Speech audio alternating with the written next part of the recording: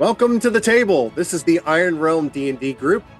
We have come to episode 41. Thank you, audience, for watching so faithfully. If you have not watched or listened to our previous episodes, I encourage you to go back and start from the beginning with episode 1. We'll be right here waiting on you to catch up on the adventure. Trust me, it is worth it. As everyone knows, we record each session on Wednesday nights. Once we complete the episode, we send it off to our production dungeon for processing. Our ever-faithful trolls, who are still with us, work their editing magic and upload the episodes to YouTube on Sunday afternoons. Just keep hanging with us. You never know what you're going to see or hear next. Many of you have asked where you can find our content. We're all over social media. We're on Facebook, Instagram. We have our own wiki site, as well as we're on Pinterest. Check us out over all of the intranets. As I mentioned at the top of the show, this is our 41st episode. We'd like to take a moment to have everyone introduce yourselves to our audience, since, well, some of you are still new to our viewers. If everyone would please state your first name, your character's name, race, class, and level when I call your name. I'll go first. My name is Chris, and I happen to be the DM and creator of the Iron Realm. Next up, we have Matt. Hey guys, I'm Matt, and I play Tolnar. He's a half-elf rogue thief, level 6. And we have David. Hello, I'm David with technical difficulties. I play Q, a level 6 halfling cleric. And then we have Bradley. Hello, my name is Bradley, and I'm playing Kingfisher Blue, an Aarakocra monk and erudite level 6. Then we have John. Hello, I'm John. I play Zechariah, a male human paladin of the Alpha Bog. Alphazah. Then we have Rhea. I am Rhea. I play Lomende, a level 5 elven rogue soul knife. And last but not least, we have Lisa. Hi, I'm Lisa, and I play Aaron Stonefeld, a level 5 elf paladin of the Alpha Bog and the One Bog. Alphazah. Not joining us tonight is Allison. She will be back with us next week. And here we go. When sleep betrays and shadows speak. Er'fro'ren, episode 40 recap. The adventurers descend into the dwarven monastery of Er'fro'ren, grows stranger, and far more perilous. After claiming ownership of the saltine keg from a band of cutthroats, the group's quiet reprieve is shattered when a panicked apprentice from Astarag bursts in with dire news. Relpek, the royal astronomer, has been abducted, along with a telescope rumored to reveal the impending end of the Iron Realm, a meteor on the horizon. Guided by the clues of ancient dwarven monks, the party ventures deep into the monastery.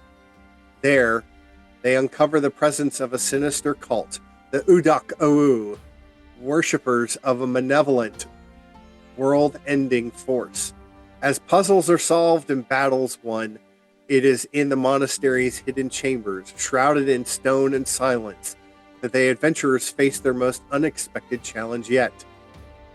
While taking a long rest, Tolnar, Q, Kingfisher Blue, Theo and Kat, and Zechariah awaken to find that 3 years have passed.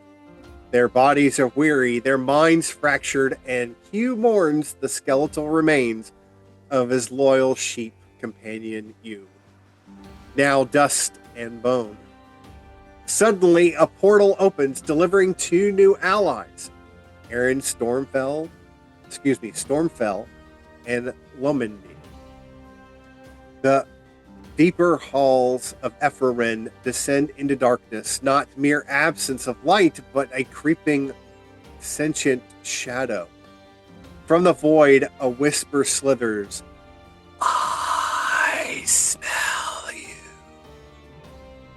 Zechariah raises the gem of brightness, casting a radiant cone of light, but the voice's source remains unseen. Talnar hurls a screaming ball, bearing into the dark. It screams. Then silence. Kingfisher dons the crown of hearing, revealing a lava-scarred chamber of statues, molten pools, and movement unnatural and waiting. Zechariah affixes the gem of brightness to his chest, bathing the area in harsh light. The horrors are revealed. 2 Yuan-ti brood guards, a mind whisperer, and something else still hidden, lurking just beyond the light's reach. Darkness has teeth in Er'fro'ren, and it smells you. Let's roll! Good evening, fellow warriors! Huzzah! Huzzah! Huzzah! Hello, Good evening. Alphazar. Great intro, by the way. Wow. Oh yeah, it was well written.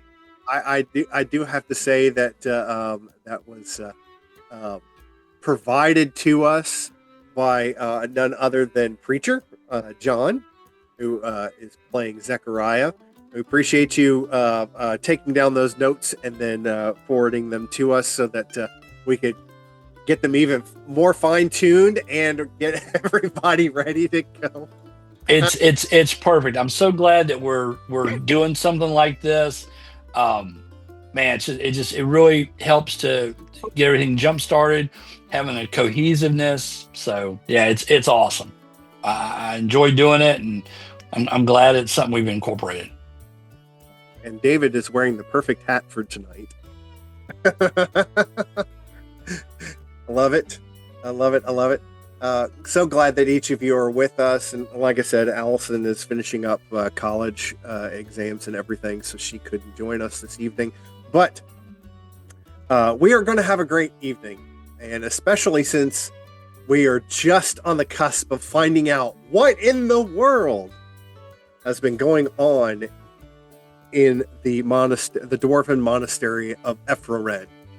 I believe, if I'm not mistaken, that Kingfisher Blue was about to make a first strike upon the Yuan-ti guards that were standing there.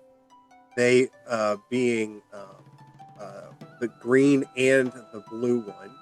So if Kingfisher Blue, if you would like to start us off before we even start battle and roll for initiative into this whole thing. Yes, I am using my Flurry of Blows, my monk feature, spending a key point. So I will be making 4 attacks, 1 with each talon that I possess, much like the Aarakocra from the movie of the name of our game. And let's do that. I need to. All right. So, Talon Strike. My first attack will be against the green Yuan-ti. Okay. Ooh, that's an 11. 11 does. My second attack against the did I say green before, or I just forgot. Anyway, the other one is a 22 to hit. 22 definitely. And that does 9 points of damage. To blue, is that correct, or green? Blue. Yeah, let's say blue. Yeah. Back to green. Okay. 19 to hit. It's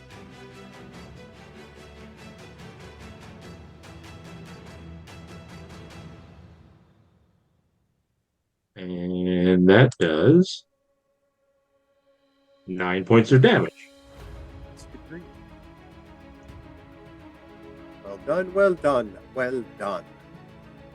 All right, so that being an attack, As Kingfisher says as he attacks.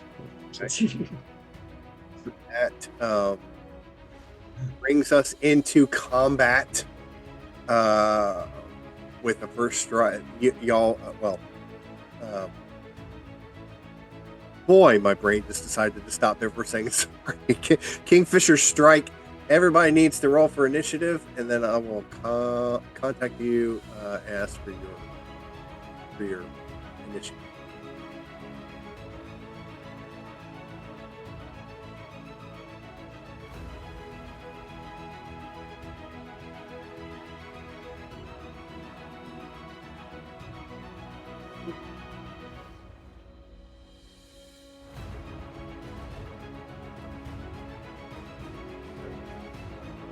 Kingfisher, if I'm not mistaken, you rolled 19 for initiative, or excuse me, 18 for initiative. 18 is correct. You, I see initiative of 9.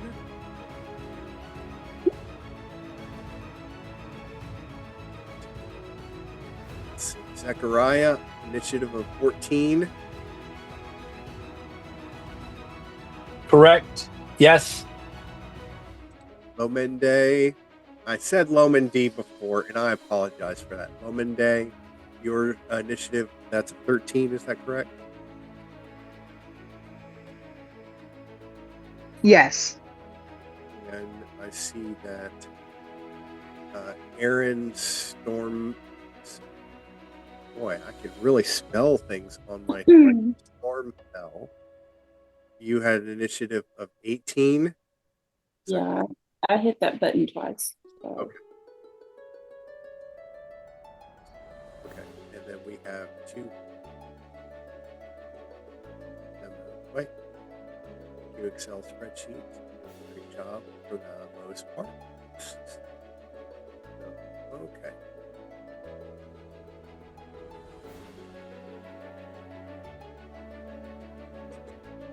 I see everybody using their measuring tapes.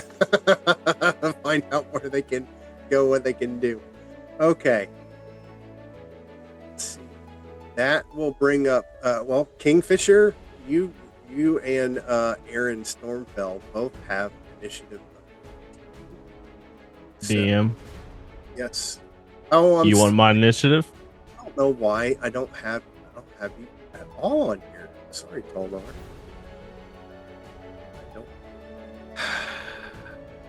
It's gonna happen.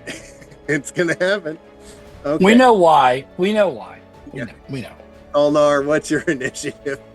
19. 19. Well, part of it is you didn't roll on for it to come up on Yeah. so sorry about that. Okay, so in this case, I still need Kingfisher and Aaron Stormfell to roll, or to re-roll for yours. Or Or do you want to go by the decks? yeah, what's your dexterity? All right, mine is 20.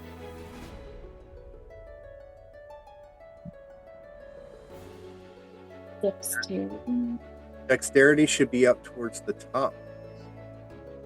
Long line of 0. no, not the big number, the small. The big number. I think that's a 12.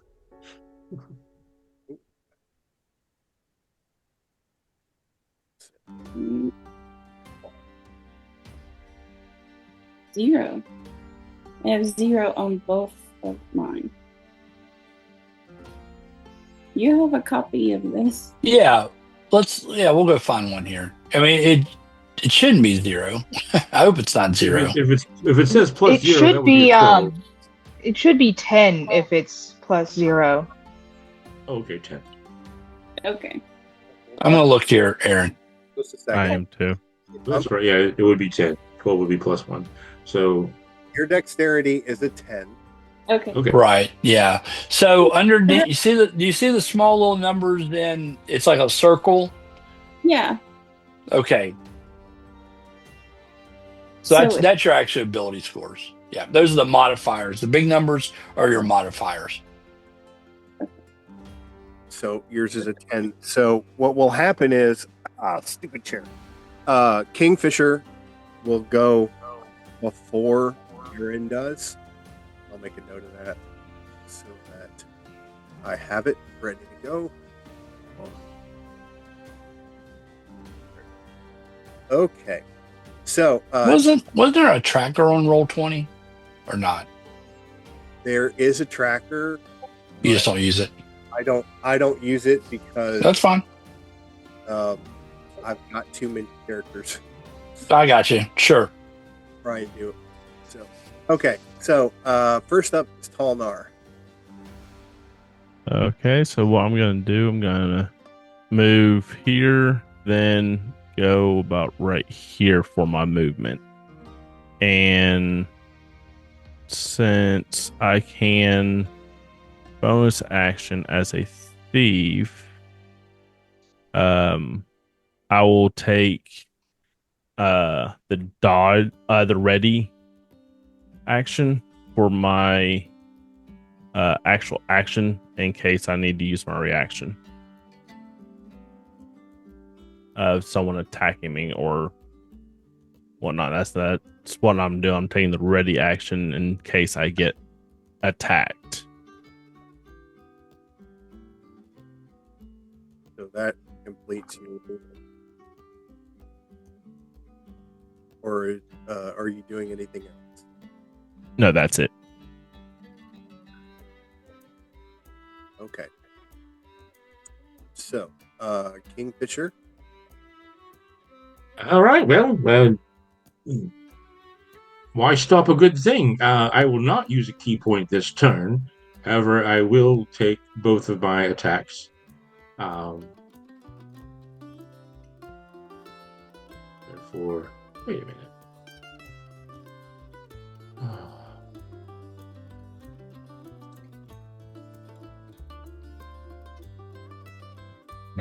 Yes. So I will take 2 Talon attacks. The first one to Gree. 12 to hit. No. It does not hit the Brood Guard. And then I will use my Talon on the blue Yonti.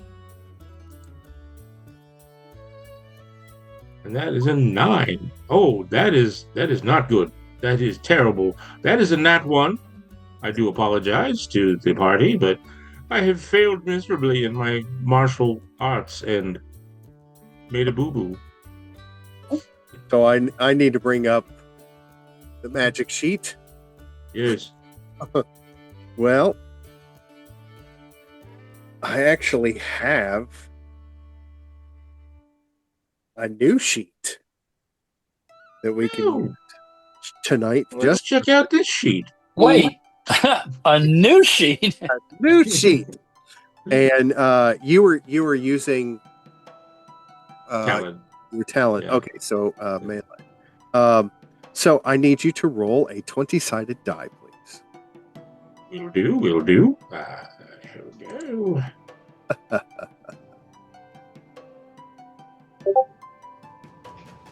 And that is a 10. 10. Okay. Your resolve is broken. You become frightened.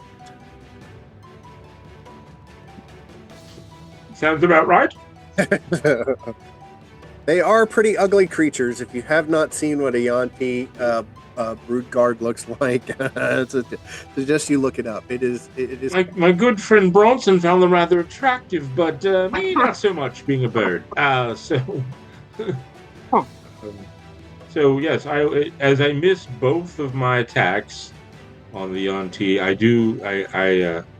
I cower and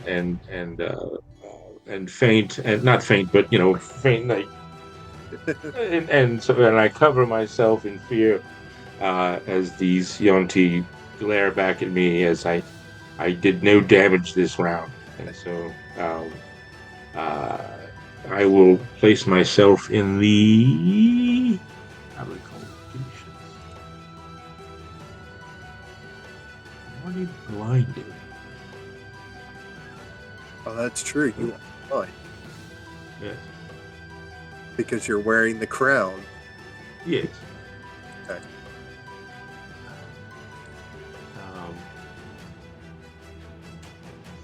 Must be the sound of them or the smell of them that's causing you to be. Well, I can see their outlines, so they're rather intimidating, echolocated figures. So,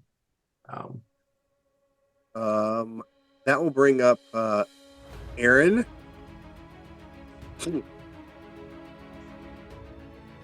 What do you wish to do? You'll have to try and move into the room. And you have a walking speed of 30 feet. Each square is equal to 5 feet of movement. So when you step in a square, you're moving 5 feet. So technically speaking, you could move to here or to here to there. Anywhere along that line is acceptable. That acceptable? That's acceptable. So yeah, good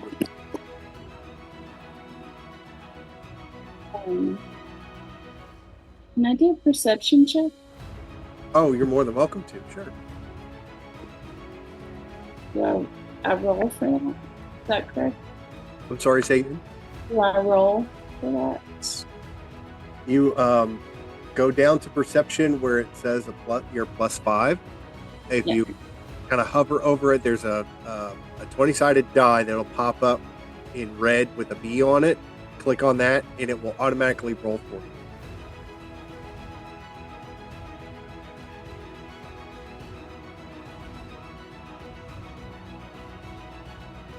Plus 7 plus 5. Okay. You really can't perceive much of anything going on within the room because of the location that you're in. You obviously can see that there are creatures that are right ahead of you. Coming around the bend where you are, you can actually see further into the room in the to your, if you're looking straight ahead, it would be to your left. You can see that there are two more. There's a Yanti Brood Guard, as well as a Mind Whisperer, Yanti Mind Whisperer directly behind him. But other than that, you really can't get a feel for what's going on in the room.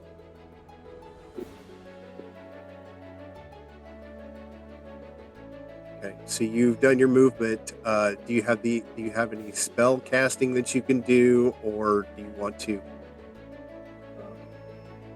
pass on your turn, or wait until something else happens and then see if anything comes towards you? Or you have a number of options that you can do.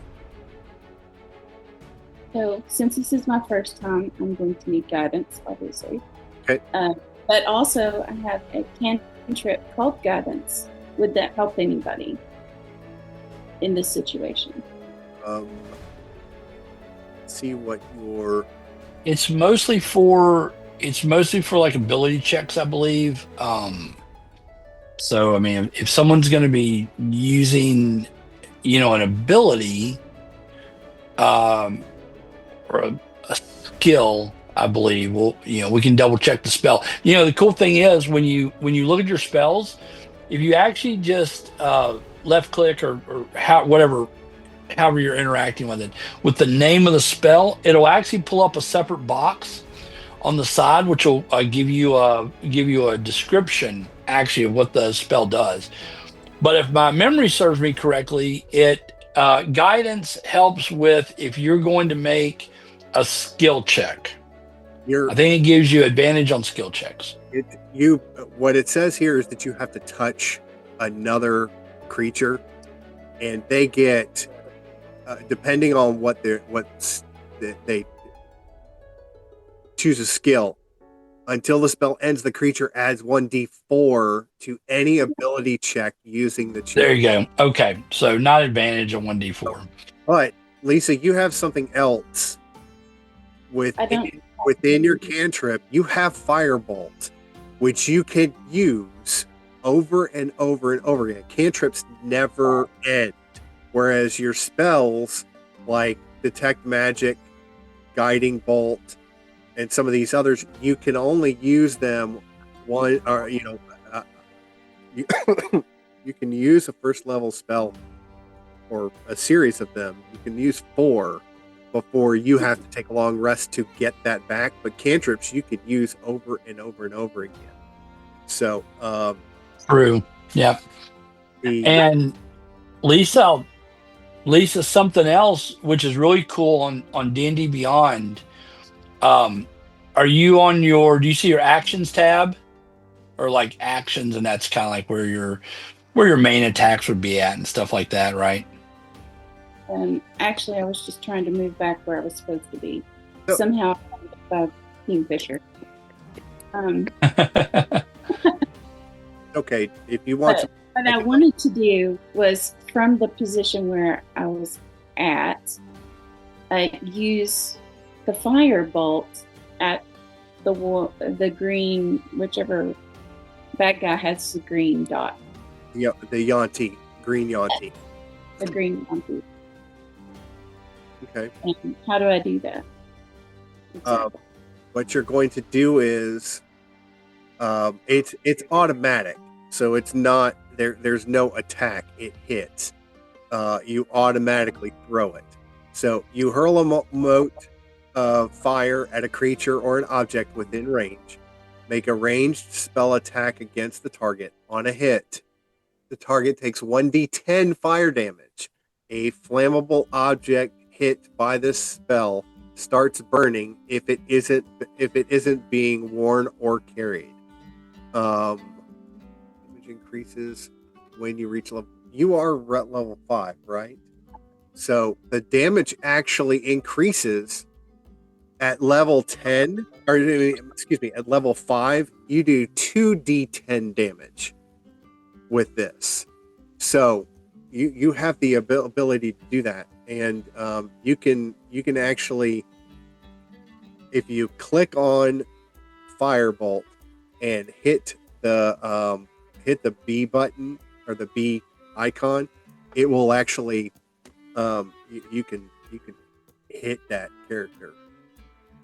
Well, it'll roll to hit, right? Yeah, roll to hit, and then how much damage you take. So it's 10.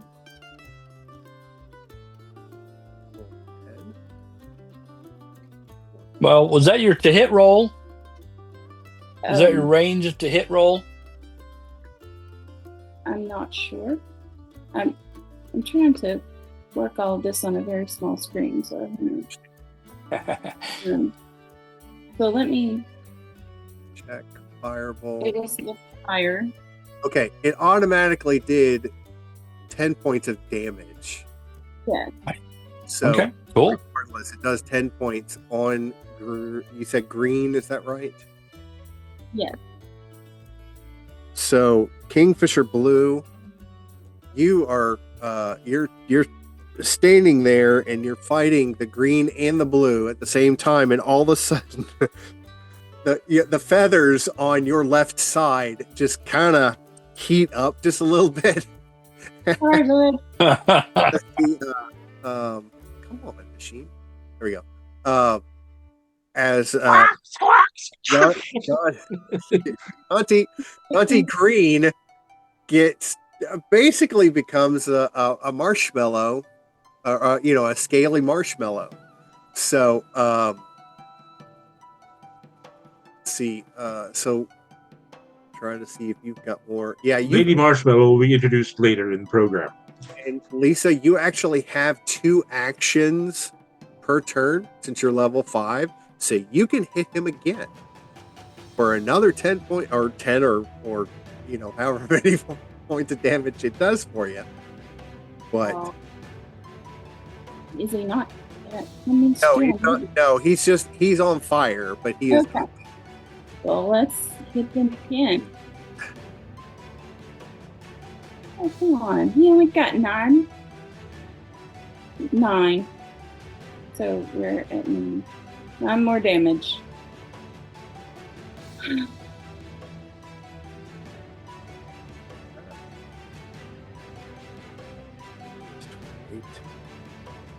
All right, good job, good job. That was well earned.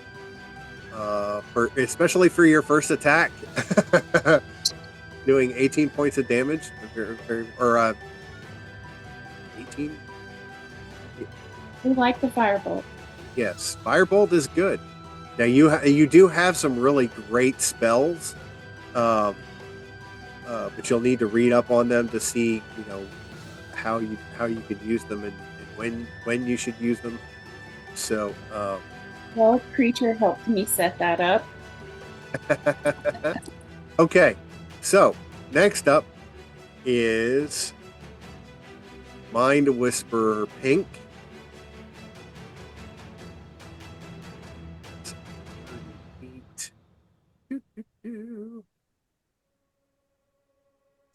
Why do I have to be Mr. Pink? Wait, oh.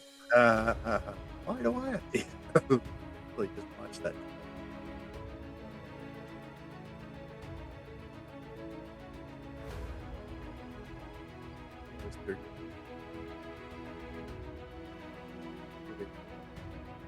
Into the light, you see a creature that is mostly humanoid, but with scaly skin and almost like a pure snake head, this long tongue coming out.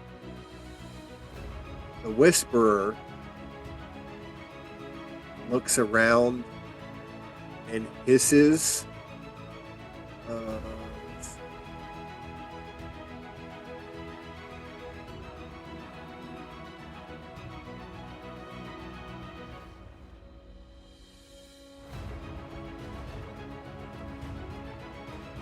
Okay, and he is actually going to use a almost like a crossbow.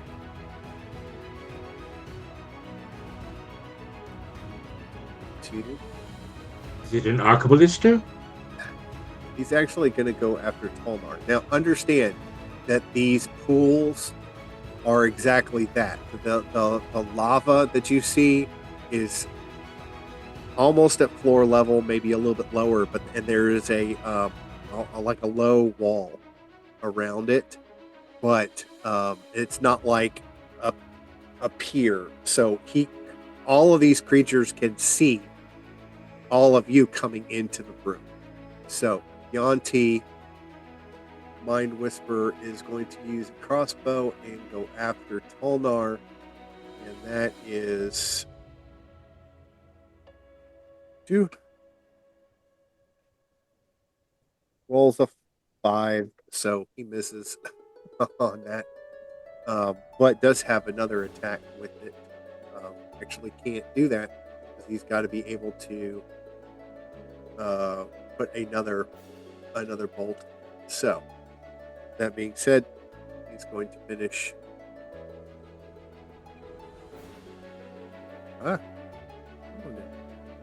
Okay, so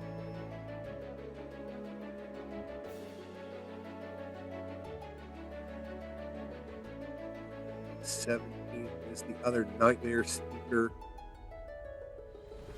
Oh, is one of the 2 Nightmare Speakers. It's the one down here. Okay. So.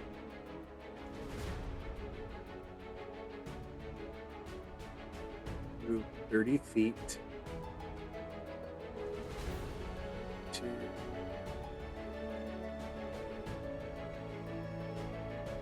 there.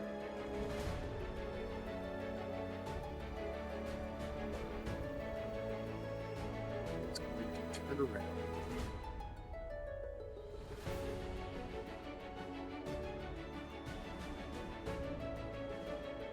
And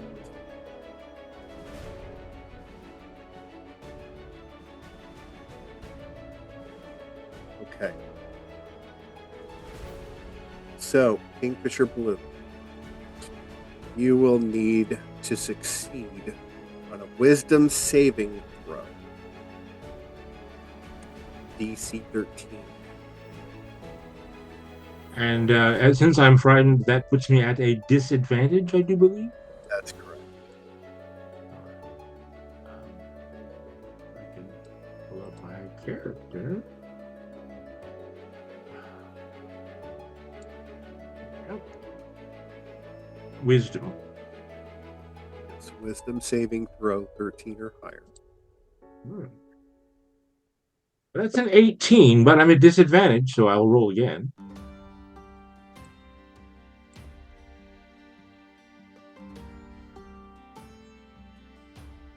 And I fail. The second roll is a 6. I take the 6, and I am still scared out of my feathers. Okay. You also take 5 points of psychic damage. Oh my! That hurts. And at the end of each of your turns, you can repeat the saving throw to try and end that psychic that frightened, Yes. which is it's part of the psychic damage. Okay. All right then. Fine. Excuse me. I'm scared. Somebody help me. Who's trying to set me on fire? Sorry. Auntie Guard Blue is going to try and come after Kingfisher Blue, since he is Of right. course he is. And Why is everybody always picking on me? you started it. Okay. I did. It's my fault. Going to try and bite you. Rolls a 6, misses. Ah! Going to try and claw you. Roll Ah, Jesus. a 14. That does not hit. Not hit. Okay. Does not hit. Yes. A 14 is a miss. This whole combat is a miss. Okay. So, What? Nightmare Speaker Yellow is going to move. He's going to do 30 feet to just in front of her Yanti friend. Coming after Tolnar. Is going to use Invoke Nightmare. Please roll a DC. Well, DC. Wisdom saving throw. 13 or higher. Tolnar. 5. 5. Okay. That puts you at 5 points of psychic damage, and you are frightened for the next minute. You can repeat the saving throw at the end of each of your turns, ending the effect on a success. Okay. Excuse me.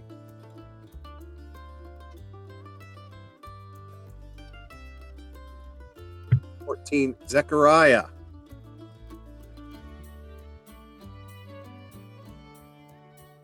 Okay, so the this should be 25 feet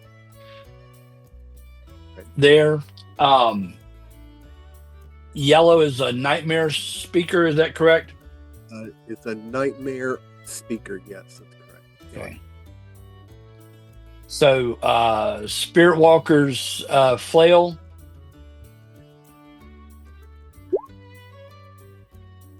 A 10, which I'm assuming is a miss. That is Tolnar. And this is a reminder for everyone. If you are in 10 feet of me, I have an aura of protection. You'll get a +4 on any saving throw that you make. So just kind of keep that in mind. So if you're in my circle, or if you're close to me, again 10 feet, just remember that if you get a saving throw, you get a +4 on the save. So that was my attack, and then as a bonus action on the Spirit Walker's flail, I can cast Sanctuary actually twice per long rest, but obviously just one at a time. I'm going to put Sanctuary on Aaron. Okay. And Sanctuary says, put a ward on a creature within range. My range is 30 feet. I didn't measure that, but I'm assuming, yeah, she's fine. So, Aaron, until the spell ends, which is a minute, Chris, and it's not concentration, any creature who targets the warded creature, so anyone that attacks Aaron with an attack or a harmful spell, has to make a wisdom saving throw, basically to get through.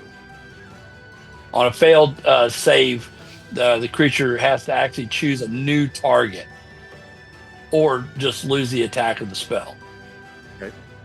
It says the spell doesn't protect the warded creature from area of effect spells. So if someone throws a fireball, right? But if anyone attacks her directly, they've got to get through that wisdom save, which should be a 16, or they have to choose a new target. If they succeed, then they can attack normally. So that's Sanctuary on Aaron, and it'll last for 1 minute.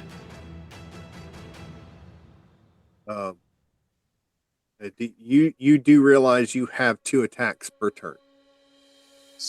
You are correct. Thank you for that reminder. You used one So of let's. your bonus action, but you still have the opportunity of attacking. Right. Yeah. Here we go. How about 17? 17 hits. Nice. AC is 14 or higher, just so everyone knows on that. So 3 was bludgeoning, and then the other D6 is radiant. So, and I know you don't separate them, so that's a total of 6 damage. 6 damage to yellow. To yellow, yes.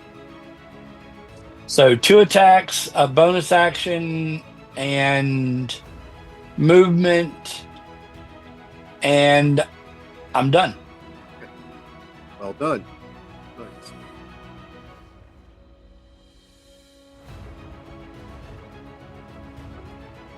Brings up Yanti Guard Orange.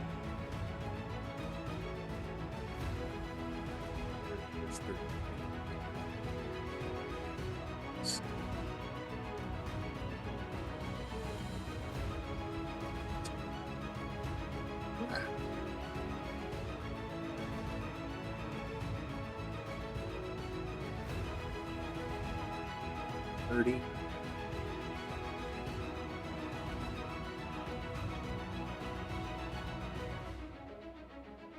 Yeah, can't do anything as far as attacking is concerned because he's too far away. That brings up Lomende. Dun dun dun. as she does this, getting ready. Awesome. What you got? Okay. I am going to move. No, not the right button. There we go. Move into range. Then for my attack, I am going to use Psychic Blades on the blue Yanti.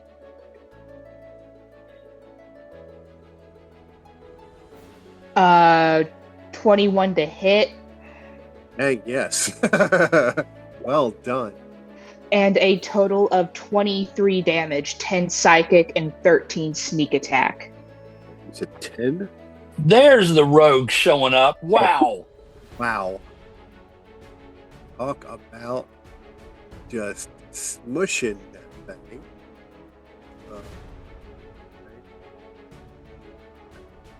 Quick. Come on.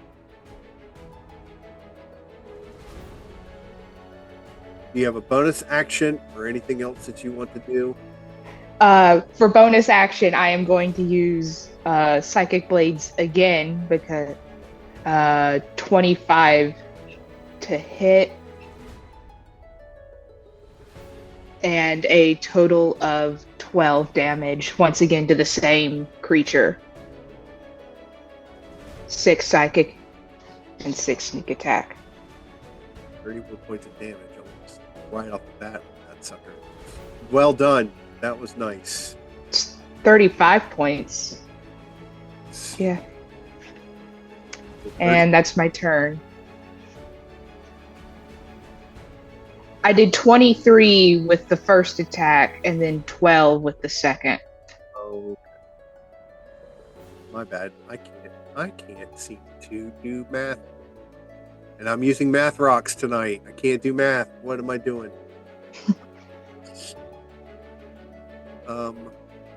Well done. That was good. Let's see, 13. Blind Whisperer. White Ball. Ooh, not going to go very far. I'm going to get right in there. Mind Whisperer to Omen Day.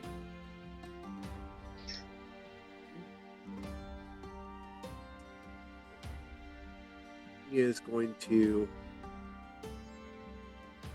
Let's see. He's going to do a bite.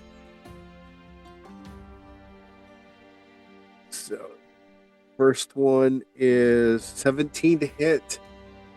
17 does hit. Right.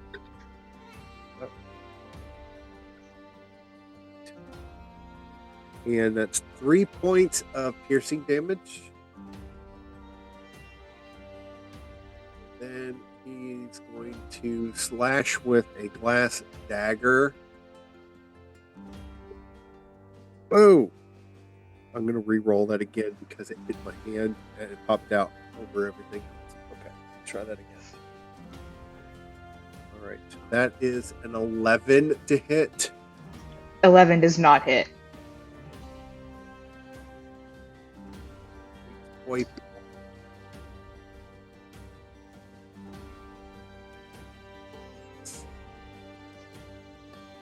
All right, that brings up Q.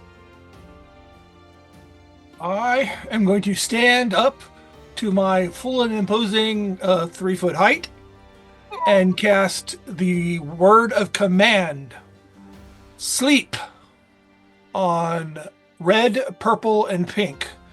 DC 17 wisdom saving throw, please. Okay, I got to roll 3. And what do they have to roll? 17 or greater. Ooh.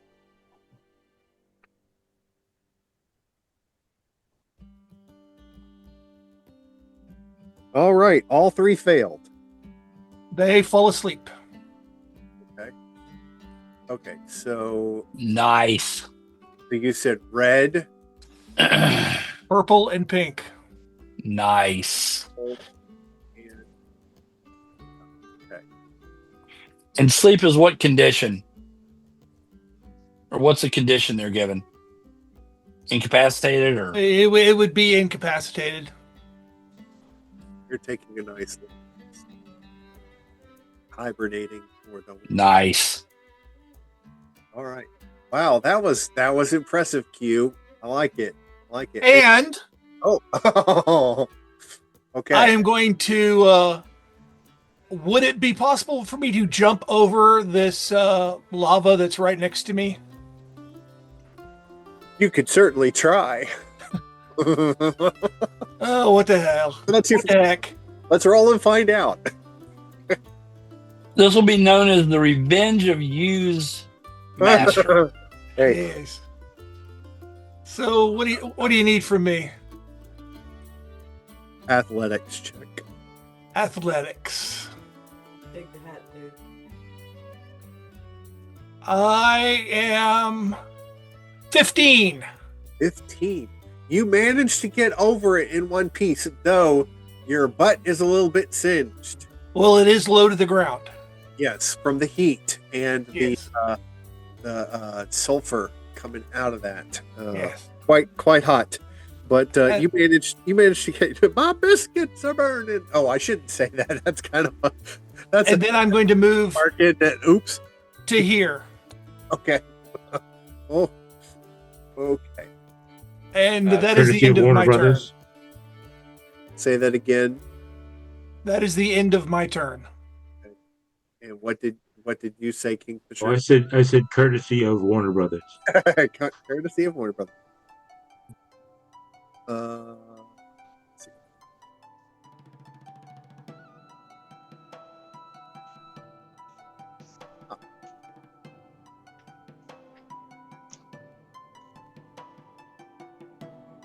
So let's see. That will bring up.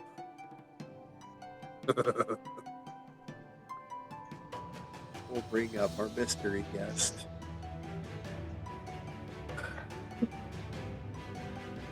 Well, our mystery guest, please enter and sign in.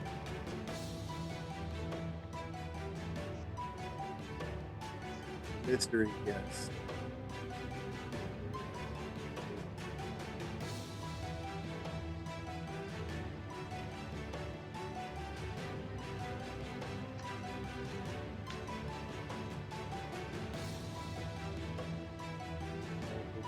Sorry, I didn't mean that to be quite a long, so long a pause before I said anything.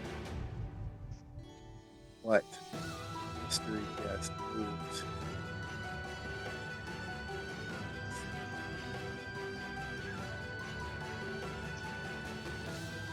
All right. I need.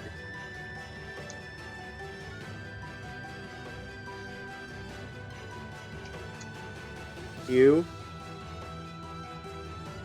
Kingfisher Blue. Aaron. Make a Constitution save.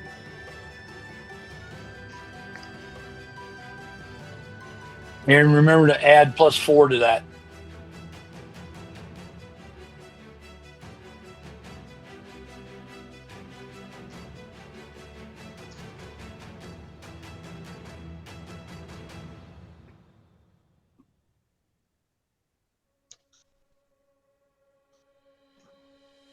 I'm having technical difficulties. One moment.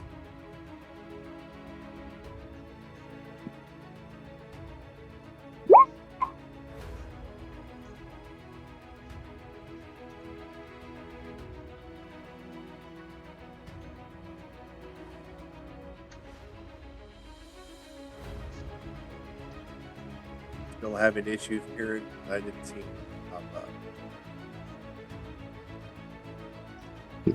Yes, I am. Sorry, that's not for Aaron. That's Aaron has the sanctuary, but it doesn't count for. Well, is that a targeted spell or area of effect? It's an area.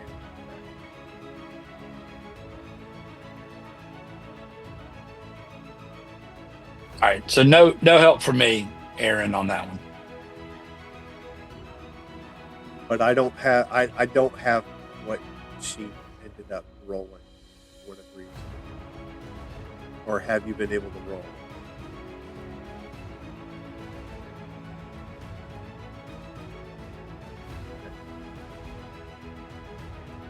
You're muted. You're still muted. We can't hear you. Oh, she's having trouble. There's something. She's having some technical difficulty. Okay, wouldn't be a Wednesday night Right? for somebody. It's okay. We have a little bit of fun. All right. Please stand by. Hi, this is Chris, the DM, and we want to take a moment to wish all of our teachers, first responders, and nurses a happy Appreciation Week. We were planning on talking about this at the very end of the episode, but because we had some technical difficulties, we decided to put a commercial break in the middle of the show. And we want to wish everyone that is a teacher, first responder, as well as a nurse, a wonderful week. You do so much for us, and we do appreciate it. And in fact, we want to highlight Matt, who is our player character Talnar in our episode. He happens to be a nurse, and we thank you so much for everything that you do, Matt. Not only for us, but also for the kids that you're involved with and the other people that you come in contact with. You are appreciated, and we thank you so much for everything. Now let's get back to the game. Let's roll and find out. Wait, Aaron, you rolled a what? 14. Rolled the 14 Constitution saving throw. So, Kingfisher Blue as well as Aaron. Your extremities, fingers, talons, start to freeze up. You can feel the effects of almost like neuropathy within your extremities, where it's a tingling sensation but a numbness, and you can see almost like a stone-like feeling is crossing your fingers and your toes or your or talons. Yes, sir. What you got? I am wearing the crown of hearing. Okay. Does that change anything? Does not change anything. This is a Constitution saving throw against a very, very powerful. Okay, I thought that was a visual. Like you had to be able to see it for it to affect you. So, sorry. So, but I mean, even in the event of having that crown on your head, you're able to, your body is still able to feel effects. Okay, I'm not trying to meta, but just from what I read 3 years ago, I thought the crown would be Well, let's useful in this situation. So, all right. What was the crown of what? Hearing. Let's make sure, because I want to do this right. I don't want to do things the way that, crown of hearing 5. Oops, 5.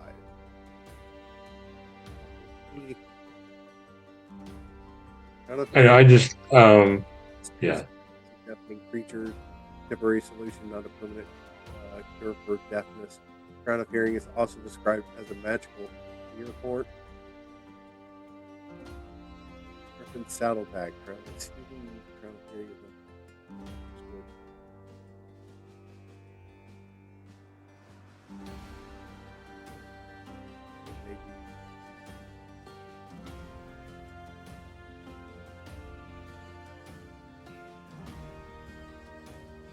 I think it would be safe to say, looking at this and this discussion, that it makes sense that you would not feel the effects because you are within the hearing, not able to see. You are blind. Okay. We are going to have to look up the stats of that, because what I looked up just a minute ago doesn't make sense for this particular item that you're carrying and wearing. So, I backtrack a little bit on that particular item. So, yes, you are correct, Kingfisher Blue. So you're good to go. But that being said,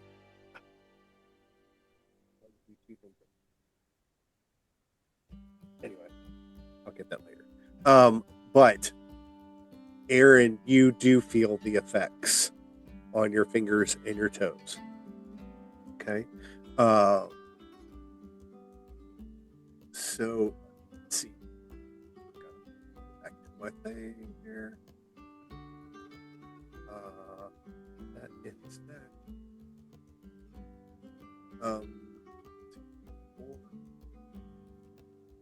Yanti Guard Green is going to attack Kingfisher. Oop. Back to and is going to bite with a 16.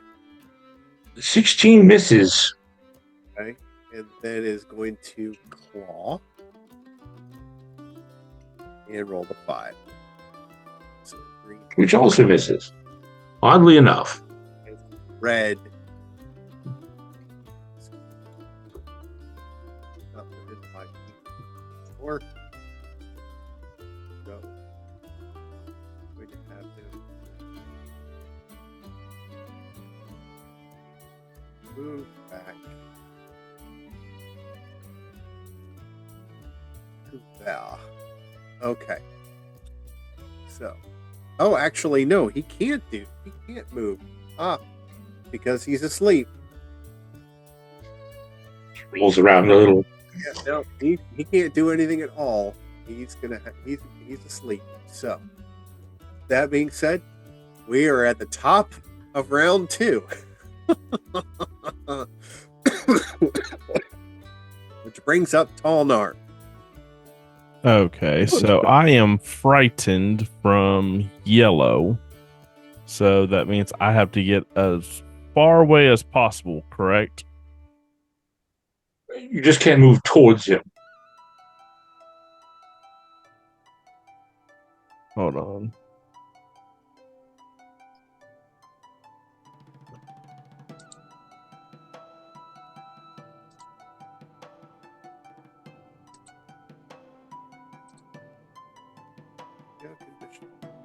So I can't move closer at all, which that does nothing for me. Just keep standing where I'm at.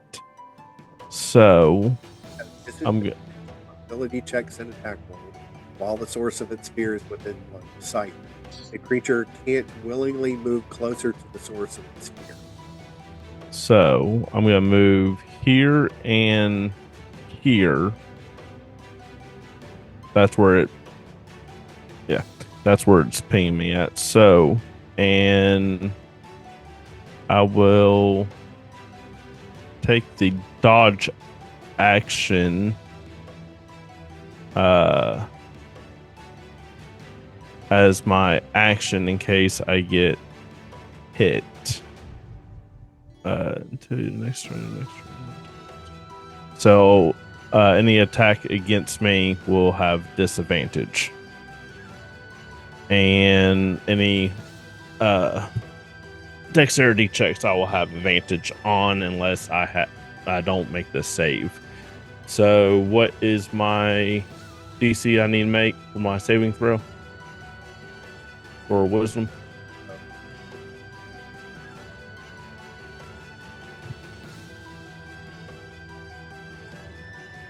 I think a dirty 20 would work, correct?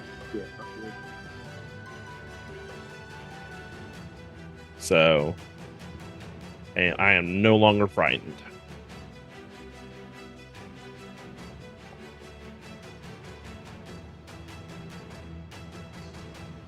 And that's my turn. That brings up Kingfisher Blue. All right. I am still scared out of my wits, but comfortably numb as far as my vision is concerned. I will do a double talon attack on green.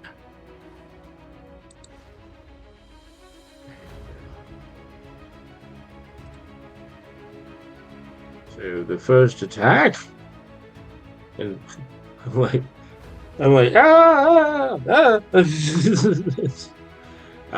this will be a disadvantage.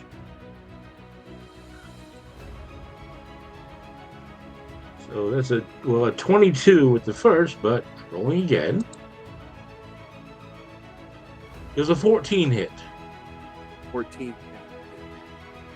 14 does hit. All right.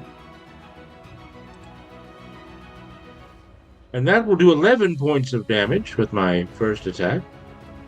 The green. Yes, the green Yonti. And with my second attack...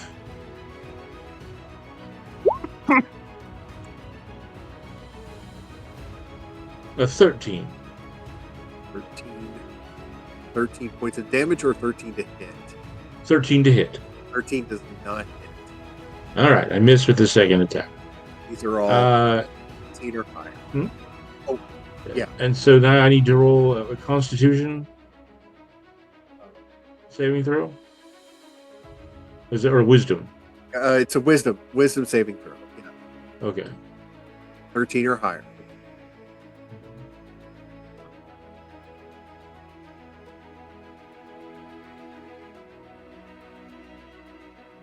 $15. 15. You are out of fear. Okay. I rolled a nat 20, and then but I'm at disadvantage, so I was. I got out of it. All right, I'm no longer scared. I'm like, Okay. That will bring up Aaron.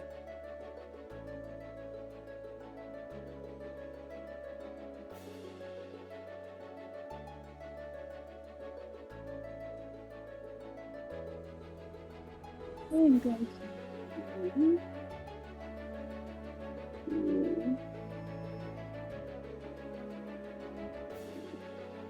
like the right thing.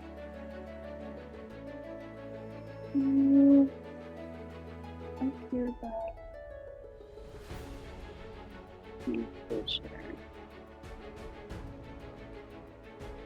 think I am here.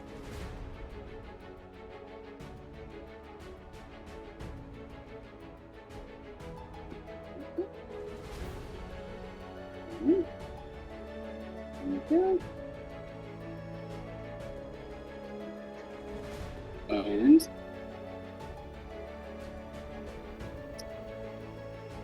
I want to use my firebolt on the pink.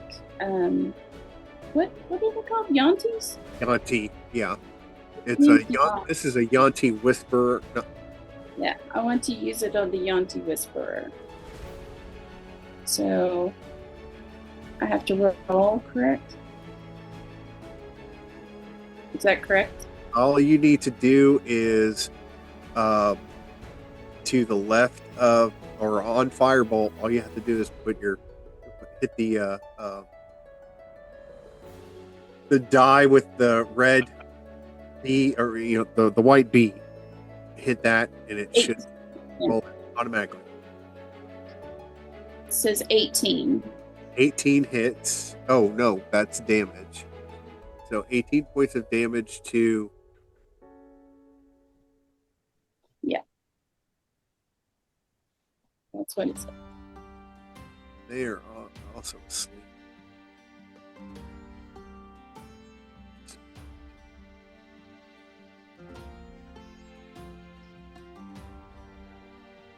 Points. 18, not 17, not 19, 8. All right. Remember, you have 2 attacks, so you can attack again. We're going to do that at the end.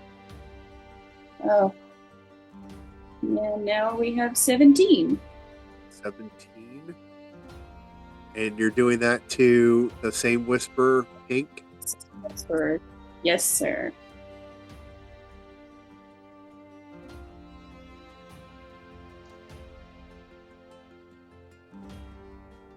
Who is asleep at the moment, or was asleep? Was asleep, still asleep, has to try and get out of that condition. So no matter what, they're getting home. That might tingle. Yeah, might just a little.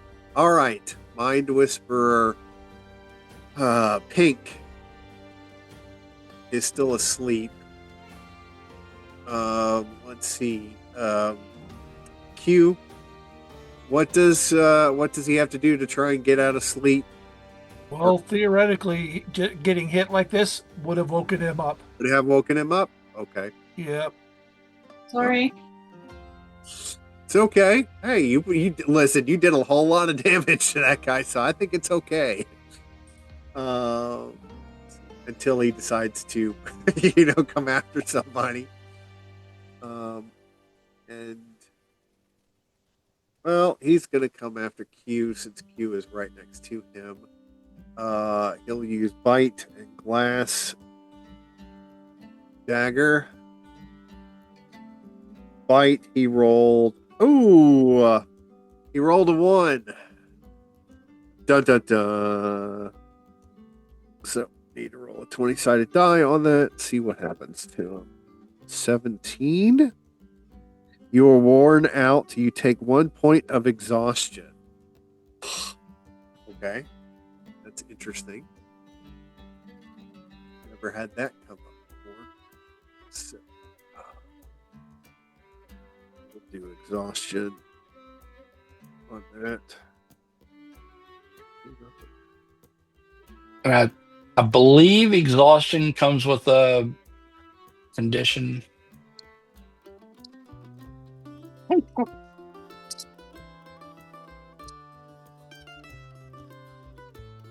Yeah, it's got different stages. Yes. And the first stage, like I said, I think the first stage. Disadvantage on ability checks. There we go. Yep, there it is. Yeah, there's a whole chart. Yeah. You'd have disadvantage on attack roll, saving rolls. So, how do we do the level?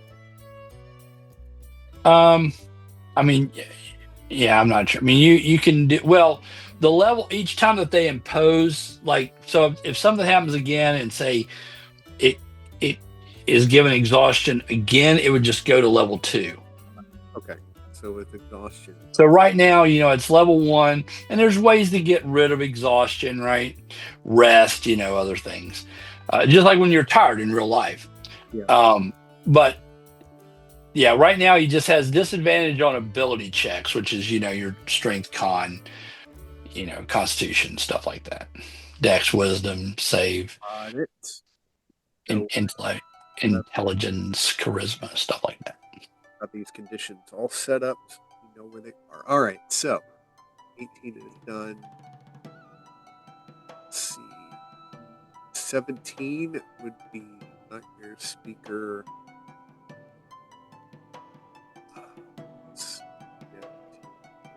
Oh. Nightmare Speaker.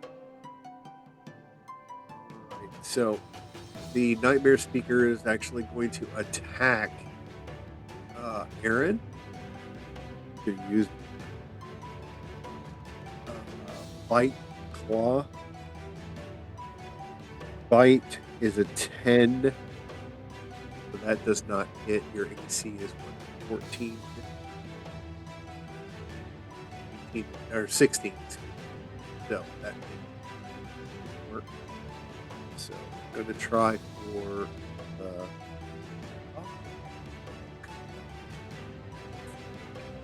and rolls 3.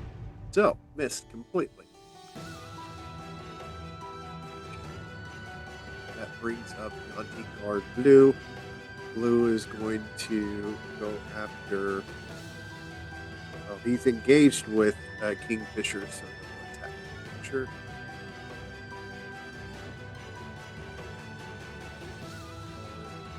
He's going to try to bite, claw. I said yes. Bite. Oh, yes. 10. 10 misses. Misses. And then claw is a 2, so missed completely. That brings up Nightmare Speaker Yellow, and it's going to go after Zechariah.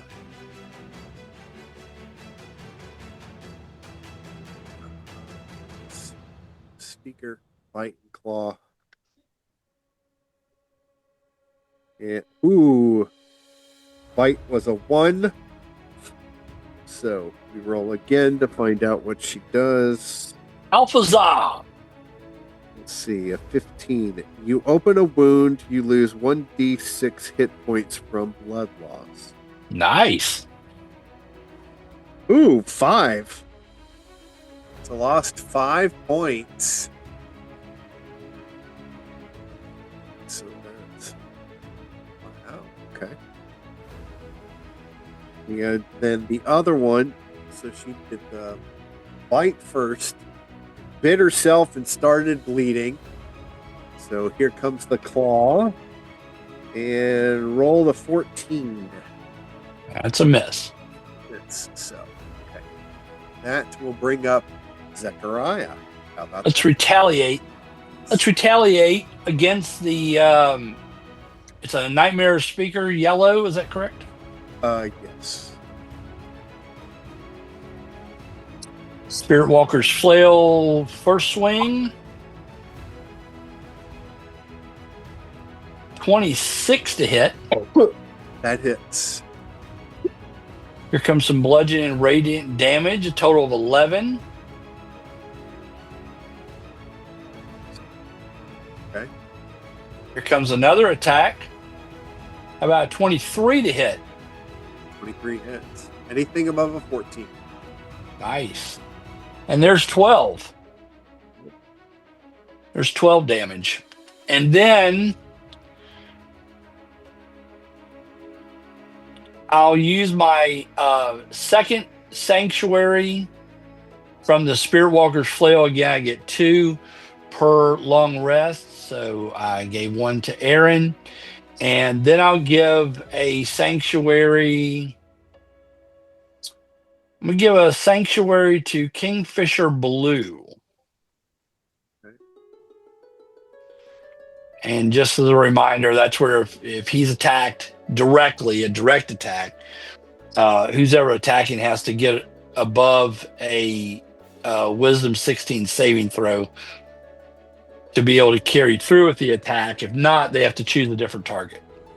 And that lasts for a minute. All right. Anything else that you want to do, Zechariah? That's it. That's it. The humble warrior of the Alpha Bog will end his turn. That brings up Yonti Broodguard. Up next to Talmar.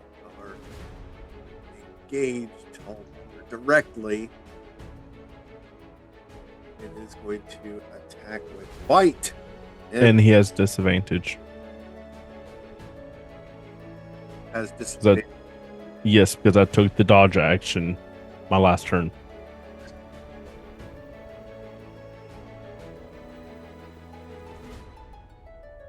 Well, roll 6. Blah. Oh, rolled a 6. Fail. All right.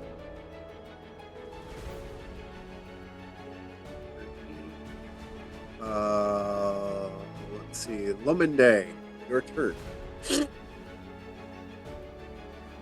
All right, I am going to go after the Yanti speaker, the purple. He's asleep. He is asleep. Okay, so I'm going to go after the blue. I mean, you could still go after him, but if you don't kill him, he will wake up. Well, I'm probably not going to kill him in one turn, I don't think. So Very I'll powerful. just go ahead. Don't wake the baby. 25 to hit. Yeah. A total of 7 psychic damage and 14 sneak attack for a total of 21 damage on the Yanti blue brood guard. You said that was 17? 21. 7 psychic and 14 sneak attack. Dang. That's an awesome character right there. I just have to say that. That was, yeah. Okay.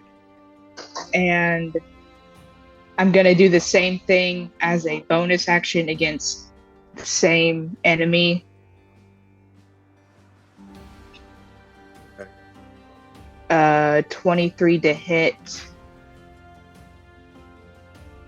17 total damage. And this is to Blue. Blue. Yeah.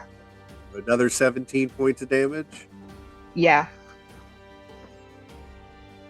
21 and 17. Yeah. Wow. Okay. Blue is not looking very good. Not very good at all. Green.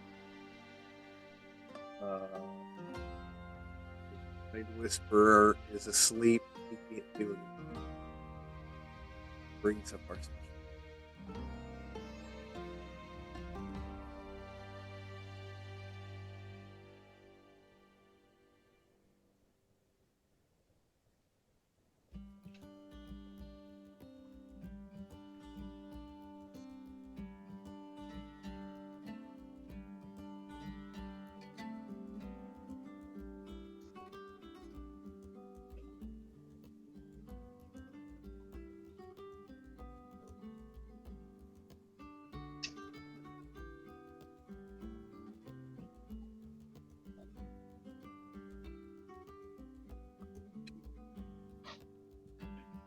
Swing her tail. 5 foot, 5 foot cone. I don't know why they said that. Is going to whip her tail at Q. Rolls an 18. Hit.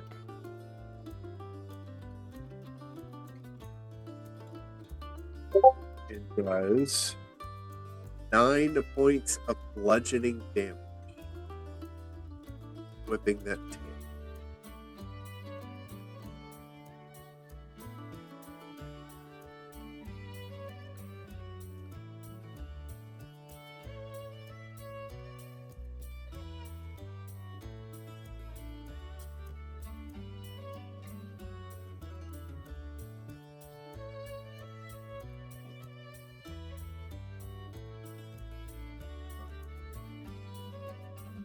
That brings up Q.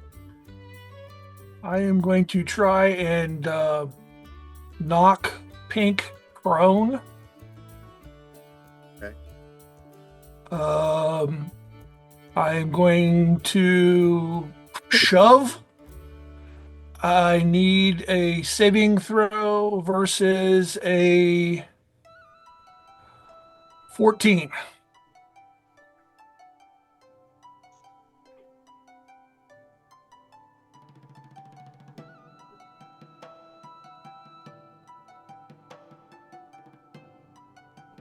Rolled a 9.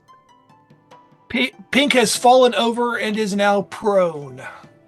As well as being exhausted. Or exhaustion level 1. So it's just a Nice. And I'm going to move to jump up and stand on its body.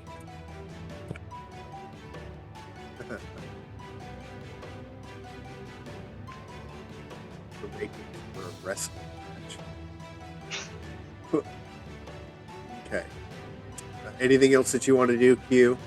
I think knocking something down twice my size and then dancing on it counts as a rather significant action. Yes. I'm sure everybody else in the room is going, way to go. If they can actually see it while they're fighting. All right. Green is And that was a what that you pushed down? It wasn't the speaker. It was a the Yanti Mind Whisperer. mind whisperer. Okay. Yanti, Yes, I'm standing on its prone body. can you hear me now? Let's see. I'm about to go all river dance on him. So,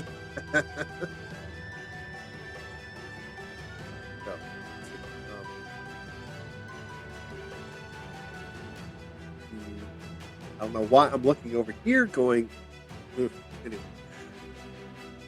Yanti Guard, green is going to go after Kingfisher Purdue. Okay. Brood Guard. Yonti Brood Guard will bite and claw. Bite was a 6. And claw is a 19. That hits. Let's see. Would be 6. Damage. 4 points of slashing damage.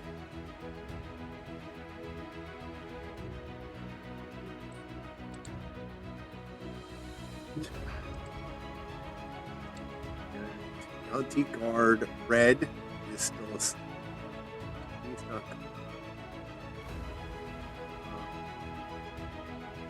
That brings us to the top of round 3.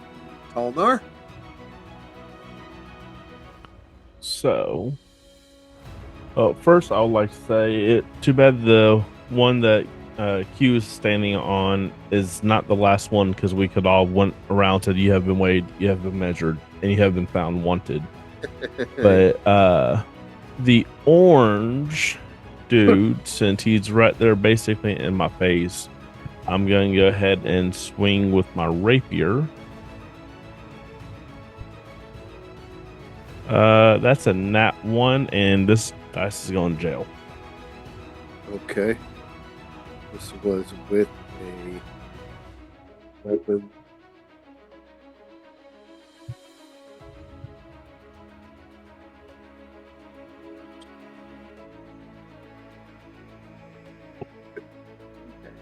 All a 20-sided die. 11. 11? Mm-hmm. You expose your weak spot. Your foe has advantage on their next attack. Okay. Let's see. Very naughty, Talnar. Exposing your weak spot. So my bonus action, I'm going to go ahead and take the disengage, and that will allow me to move away from this enemy without them having an attack of opportunity against me.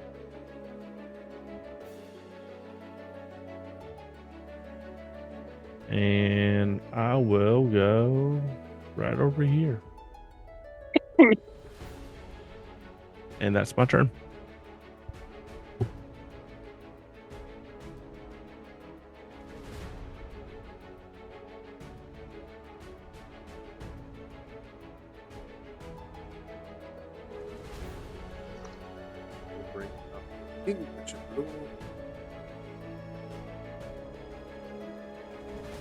All right. Which one of them hit me? Green hit you last. All right. So I'm going to beak up Mr. Green here with the candlestick in the billiard room, and I'm going to use a key point.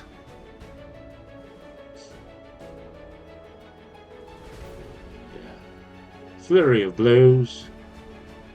4 attacks on Green. Unless he dies in the middle, and then I'll whack blue a little bit. But first attack on Yonti Green. That's a 22 to hit for 7 points of damage. Second attack. That's a 24 to hit for 12 points of damage. How's he looking? He's getting there, but he's not dead yet. All right. Well, bring out your dead. Fire still. That's a 25 to hit for 9 points of damage.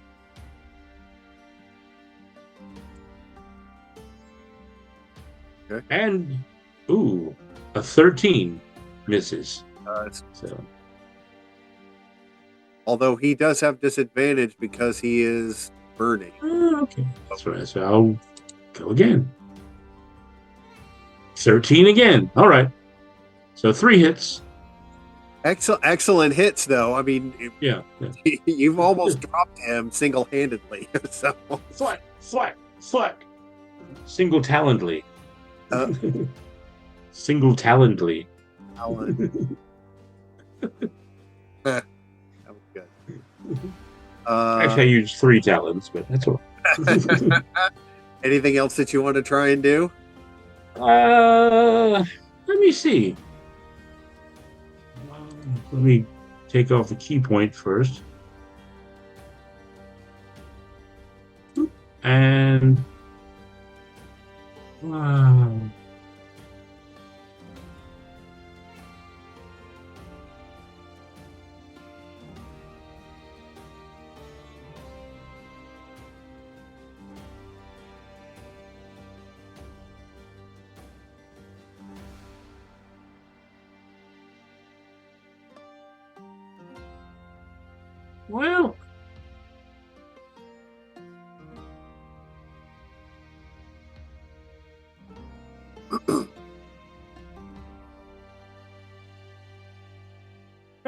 no, that's all. That's it. I was looking to see if I had any cool tricks up my large sleeves, but I do not. So I will leave it at that. All right. Aaron, it's up to you.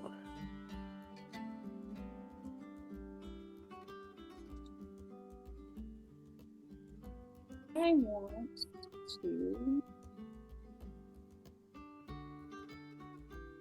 cast a spell on the blue Yanti. Let's do Guiding Bolt. And that is 15 damage.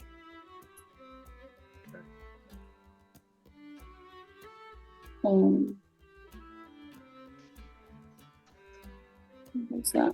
Guiding bolt. Guiding Bolt. Yes. Flash Says of light. 4d6 Creature. plus 4. Make a ranged spell attack against the target. On a hit, the target takes 4d6 radiant damage, and the next attack roll made against this target before the end of your next turn has advantage. Thanks to the mystical dim light glittering on the target until then. At higher levels, which this is a level 1 spell, unless you're doing it at well, okay, it's all second level. Yeah, you only have guiding bolt at first level, so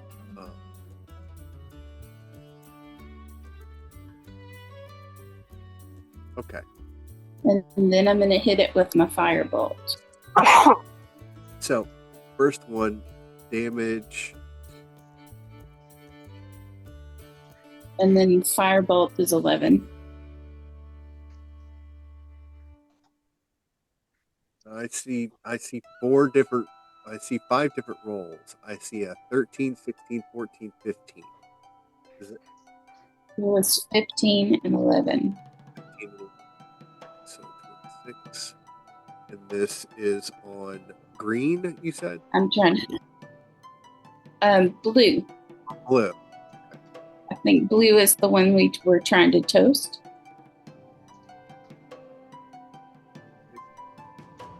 Yes. And Yanti blue is dead. First of many, I'm sure. Alpha Zog. So Yanti blue actually gets hit so hard with the bolts that it tips back and falls into lava and just instantly disintegrates into the lava. Well done. Burn, baby, burn. Disco Inferno. First kill by one of our newest players. That's it. First kill. That's right. It took a village. Man turns player. Hey. It took a village. A Yanti village. Well, yeah. So, okay.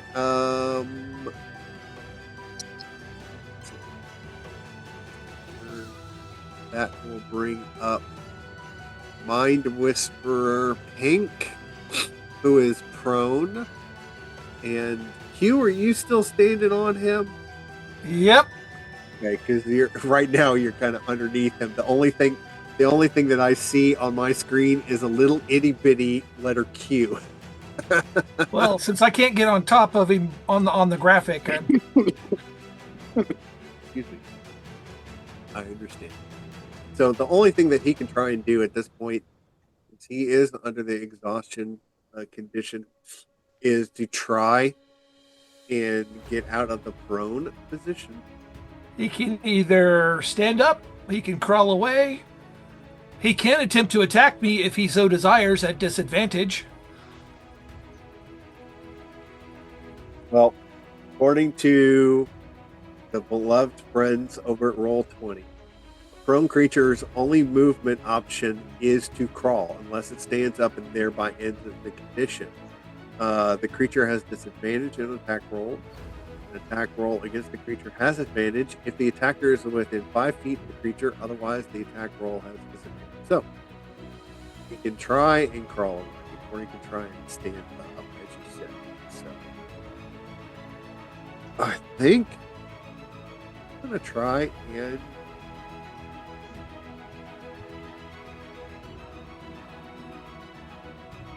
I'm thinking that I'm going to try and get him to crawl.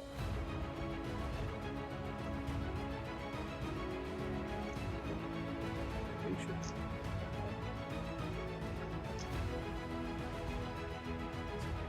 While climbing or swimming, each foot of movement costs 1 extra foot. Unless a creature has a climbing or swimming option. Similarly, gaining any distance in rough water might require it. It doesn't say anything about crawling. That's not.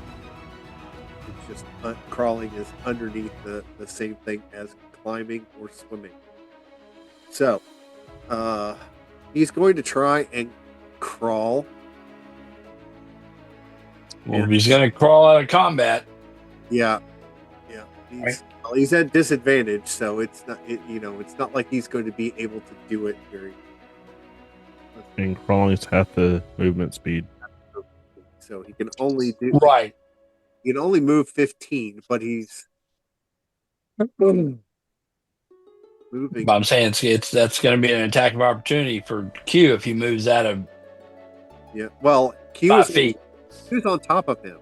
If he Right. Q could ride him. Please do that. Which I fully expect him to do.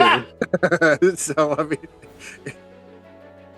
you see the Yanti get up and start to move 15 feet with Q on his back.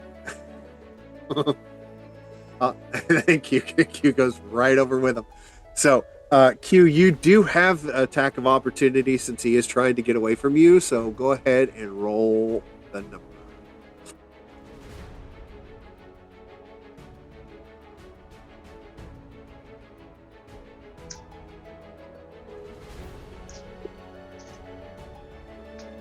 $20. 20. Nat 20 or oh wow. It's a dirty 20. 20. Okay. So yes, you are able to attack him. 2 points of damage. I mean, I'm not in necessarily the most stable of conditions riding on the back of this thing. But it's still, I mean, look, it's not going to be the same as riding, say, you, but at least you're getting to ride something. That's not exactly what we had in mind to say, but it is what's happening. So, okay. Do not Take edit my that out. snake to the Old Town Road. Let's see. So Mind Whisper. And then the Nightmare Speaker number 7. Speaker.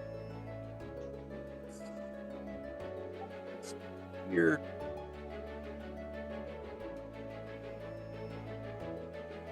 Night Speaker is going to attack. Let's see. Loman Day.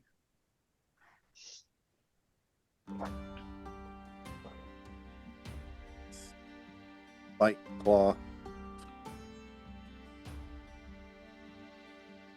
Bite was a 2. Claw was a 17. 17 hits, 2 doesn't.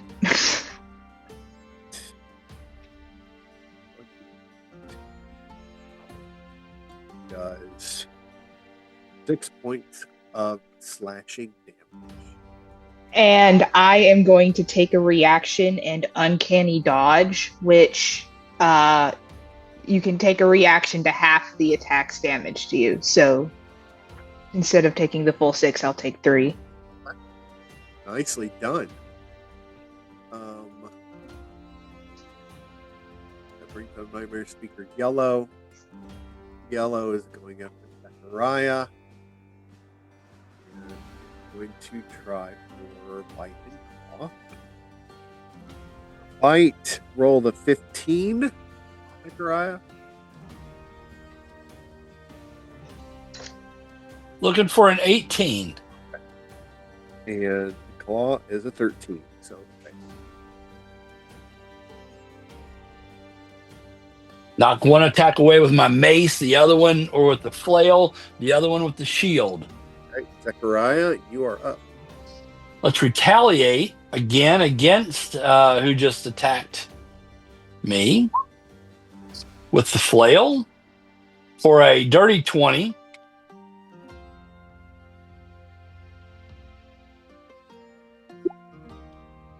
And 11, 12.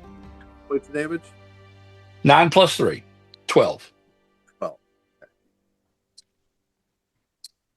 All right. Following through the swing on the other side.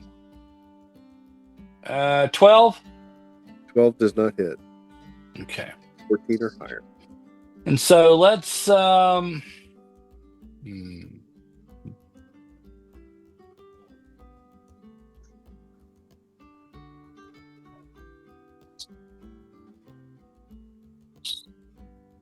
So, okay, let's stick with that for right now. Okay. Nothing else you want to try? Well, I mean, I know there's a lot of stuff that you'd like to try. Anything that you can. Excuse me. yeah, I'm just wondering if I want to dip into spells right now or start using spell slots. We'll give it one more turn and see what goes on. So yeah, I'm gonna end right here. Good.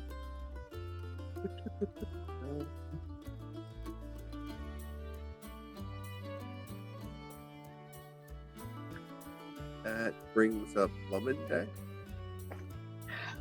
Before I do anything, can I get a quick refresher on if anyone's still asleep or not, or is everyone up at this point? Purple Mind Whisper is asleep, and Yanti Guard Red is asleep. Okay. So the only one who's woken up is Pink. Okay. I am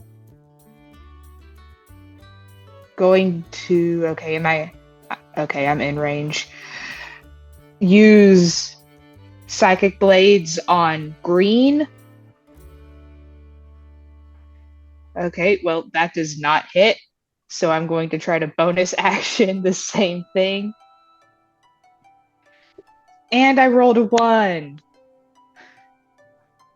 That was with weapon. Is that correct? That was 2 hit. That wasn't actual damage. But yeah, I rolled a nat 1. Like you used a weapon instead of using a spell or something like that. Right? Yeah, I don't have Psychic Blades isn't a spell. It's Weapon. Okay. it's a weapon. Okay. So, please roll a 20-sided die.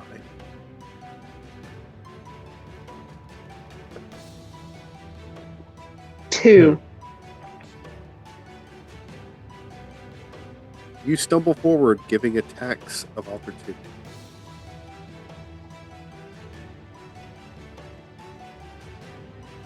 So, Green has an attack of opportunity on you. And that is...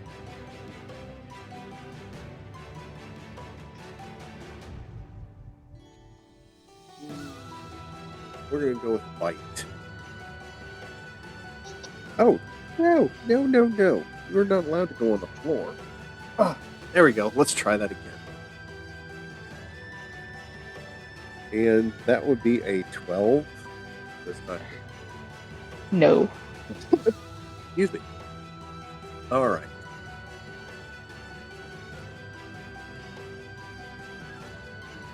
Let's end this. That will bring up Gonti, Guard, Orange.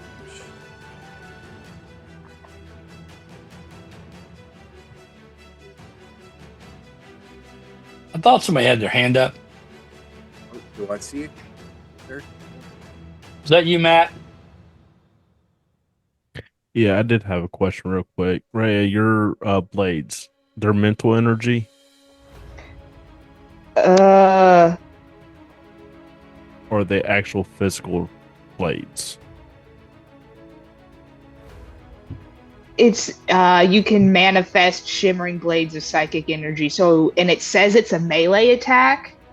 Yeah, so your blades are, if you throw them or anything like that, they will dissipate after your attack. Then that's Yeah. the reason why I was asking. I don't know if that plays effect in the roll, the nat 1 roll sheet, because that's could that not be considered a natural weapon at that point? Because that's not something that she continuously has on her person like Tolnar does with his rapier or short sword. Question.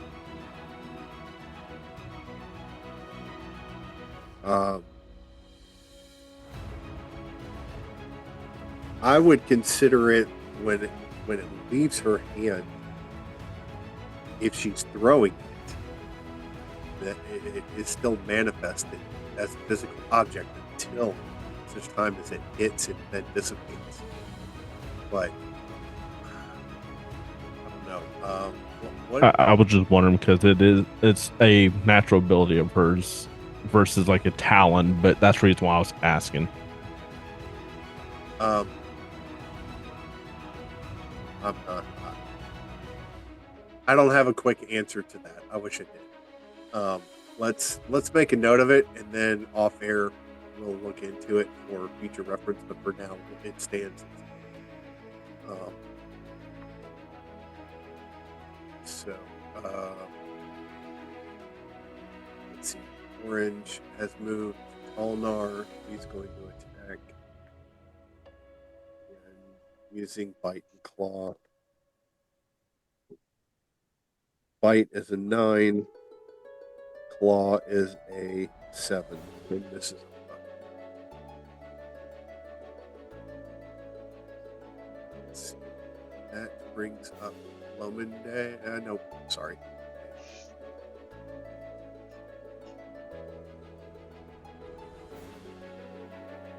Mind Whisper. Purple is still asleep.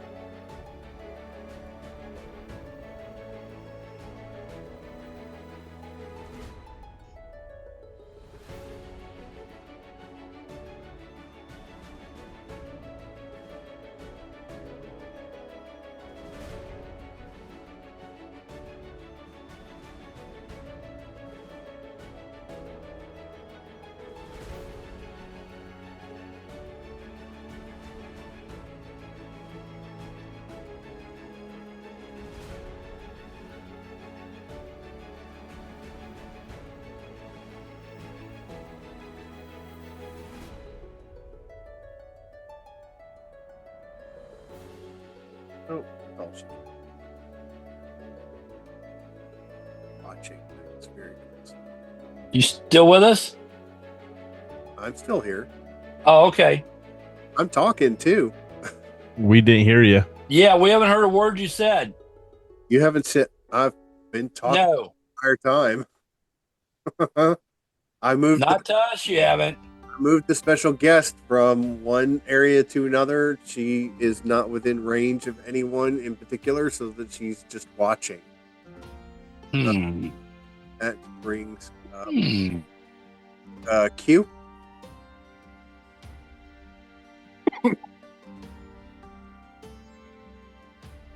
You're muted.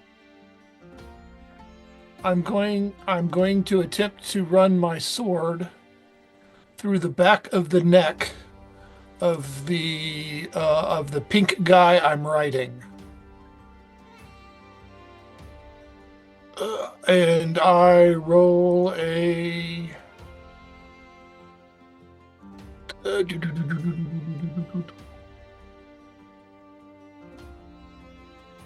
19.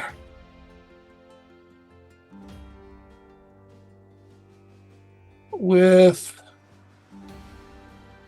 2 points damage.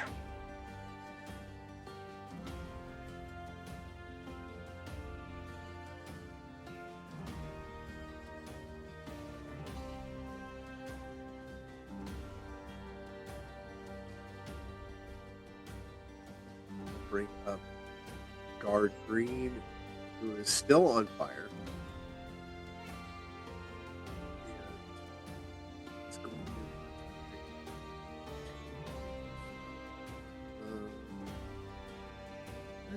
there it is. Aha. Haul it in the air next time. Heads.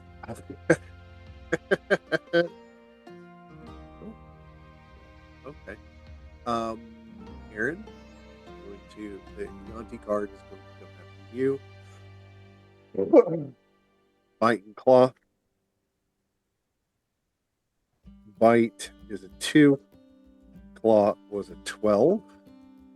So failed miserably. Okay. Last but not least. Bring up Guard Red, who is asleep. So that brings us at the top of the order.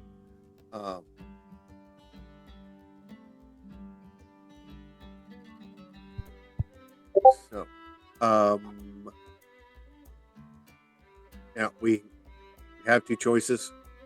We can end here. It is 8:12, and pick up next week, or we can go another round if everyone is agreeable to it. If we don't have anything going on after this. I vote for one more round. More round. Sounds good to me. I I'm vote for also one fine. more round. Yeah, me too.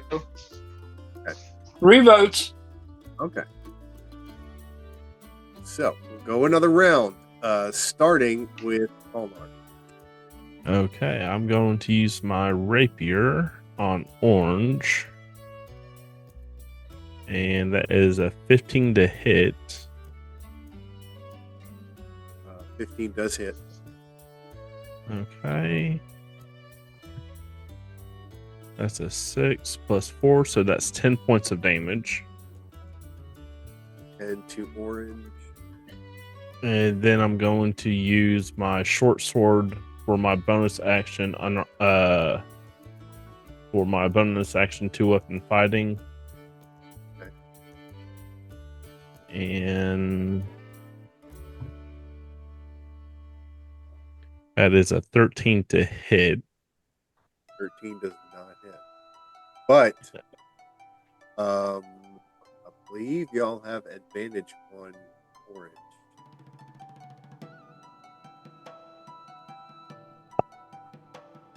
What happened? Orange give me advantage on him. No. He has this as well. Have note for advantage. Anyway.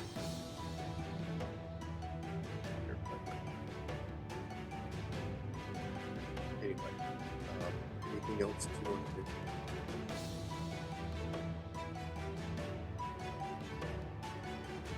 Hold on. I didn't hear you. What? Anything else that you want to do? Nope. That's all I can. Something must be cutting out on my. Yeah. If you I don't guys, know if it's cutting out or you're going so far back a little bit. It's just not picking up all the way. it's right here. Right. Yeah, and we're getting the green little square that you're doing things, saying things, making noise, whatever. But It's not. I don't believe it's coming through properly. Well, we'll Just check. FYI. Okay, so Talnar, nothing else that you can do or want to do. Correct. Kingfisher, your turn.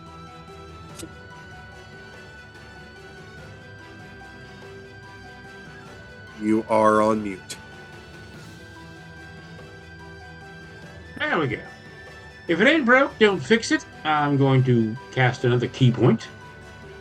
And going to slap around. Green is still alive, huh? Yes. Not looking So green. well, but still there. All right. I'll smack him 1 or 2 times and then decide from there. Here we go. Full screen. Talon attack. Why don't you even have these weapons? I don't understand. Oh, for ranged attacks. Yes, that's right. All right. It's a 24 to hit. For 6 points of damage. And then a 15 to hit It's for 6 points of damage. he is not looking good.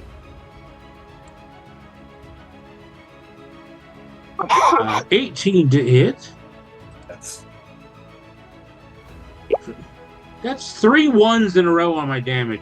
Wow. Okay, 6 points of damage. Auntie Green is dead. And the Okay. number of the beast. And I have 1 more action. So 1 more attack. Let's. I'm going to throw my. Is purple awake?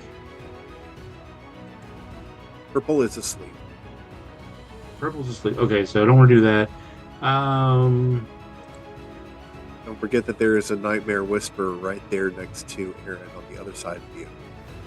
Okay, I will throw my boomerang at that.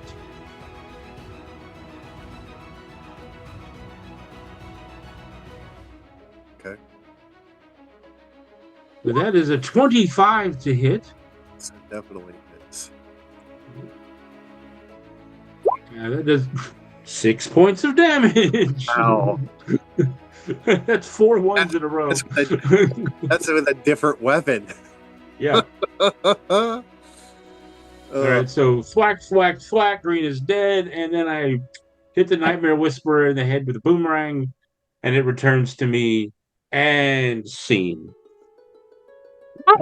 Excuse me. Sorry, I'm trying to get to the mute button, and it's not helping much. Aaron, you are up.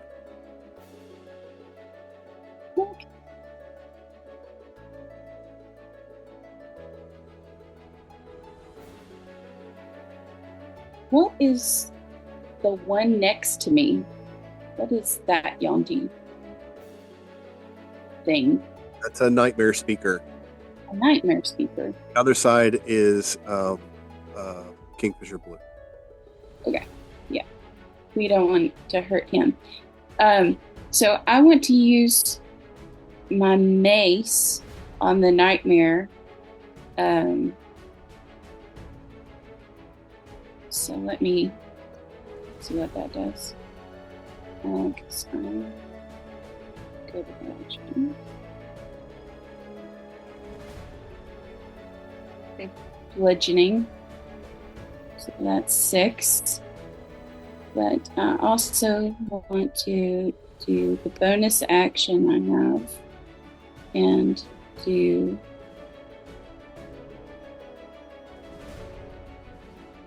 another spell.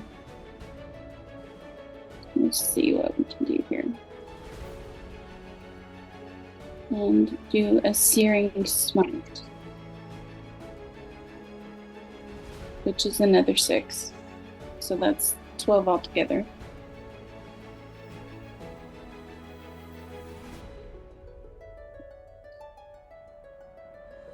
You probably just ticked him off.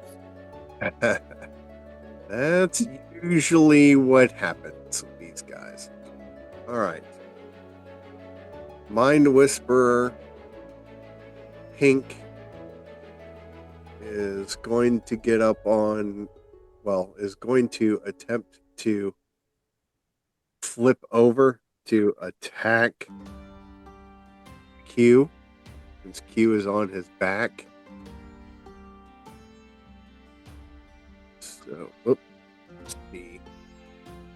Does he have the flip top head?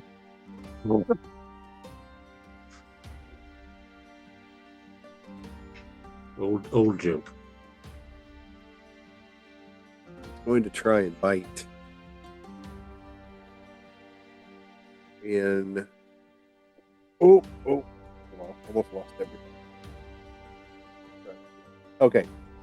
Q, he rolls a 19 to hit with bite. That's a hit.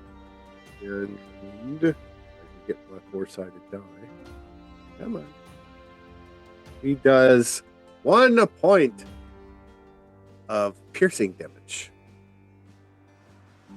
1 point of damage. And he's going to try and bite you again. And he rolls an 11. That's a miss. Not so good the second time. He got too excited on the first one. Okay, so Nightmare Speaker, who is next to Aaron, is going to try and claw Aaron,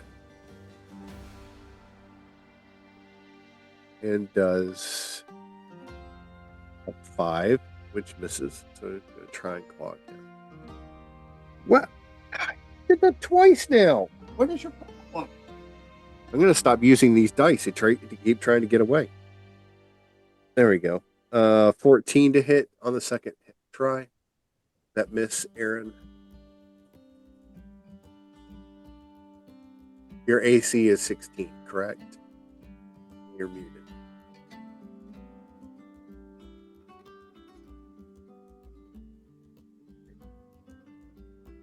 Your AC is 16, correct? Yes, Okay. it is.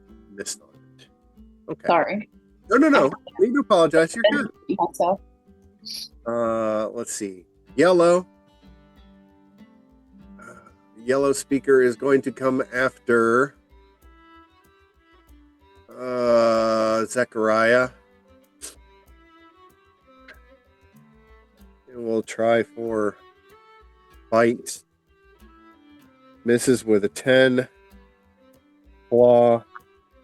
Ooh, nat 20. Claw. That's going to be a hit. D8. And that is 6 points of slashing damage. Okay. All right. That brings up Zechariah. And let's retaliate off the pain of that 6 points of damage. The Spirit Walker's flail with a 10, so I'm kind of wincing from the pain of that attack, so I'm not focused. Come back around for a second attack. Oh, and a nat 1. So that 6 did a lot more damage than I thought. Roll a 20-sided die, please.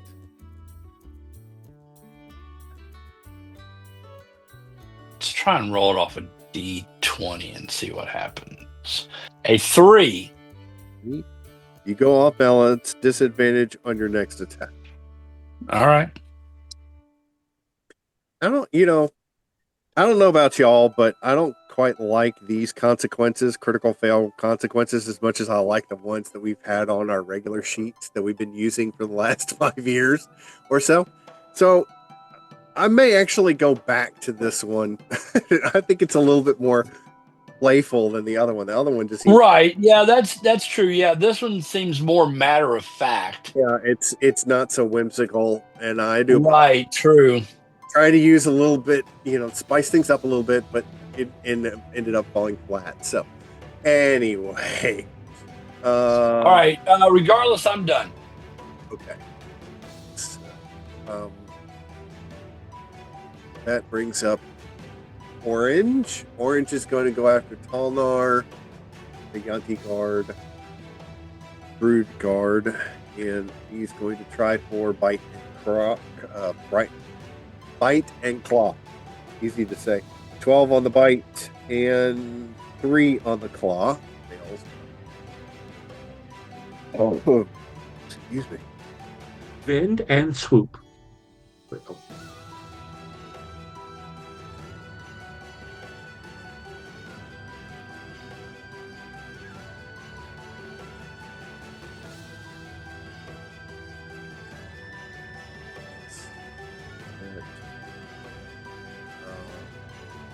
That brings up Lominde. All right, I am going to go after the speaker that's right next to Aaron. Okay. Oh wow, natural 20, so 27 hits. Nice. And just for clarification, Nice. that was just on my hit DC. That doesn't mean I get critical damage, right? I just roll regular. You roll the nat 20. That is Yeah. critical damage. Critical damage. And if you rolled it on D&D Beyond, it actually should change your damage dice that you roll. No, usually it just still sticks as flat for me, but I will roll as critical damage. And your sneak damage as well. If you're qualified to use it, which you are, is also doubled the dice. Okay, so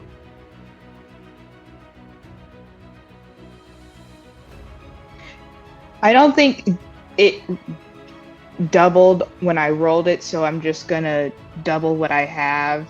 It is so 18 psychic damage. And sorry, I know you just said this, but I didn't catch it. Does the sneak attack also double? Yes. And oh my word. So right. Your additional modifier does not get damaged. It's just the dice roll itself. Okay. Sorry about that. So I rolled a 5. So that would be 14 psychic damage and 24 sneak attack. Wow. Wow. 38 points of damage.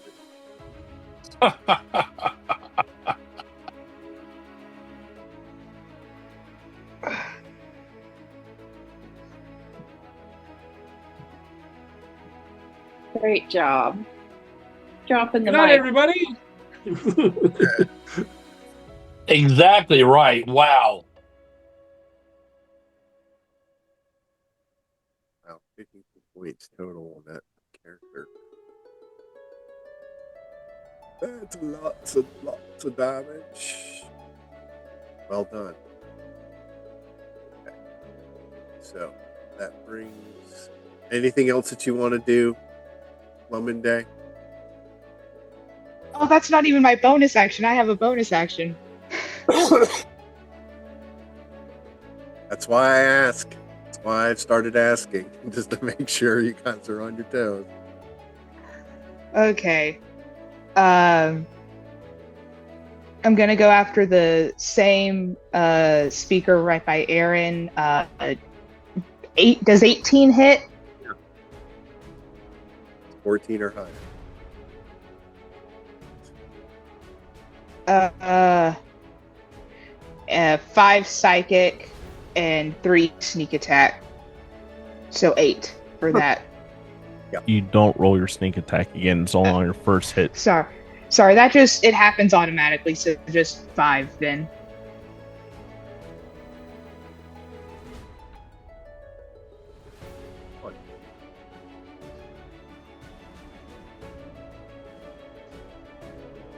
Okay. That brings up my Whisperer Purple, who is asleep.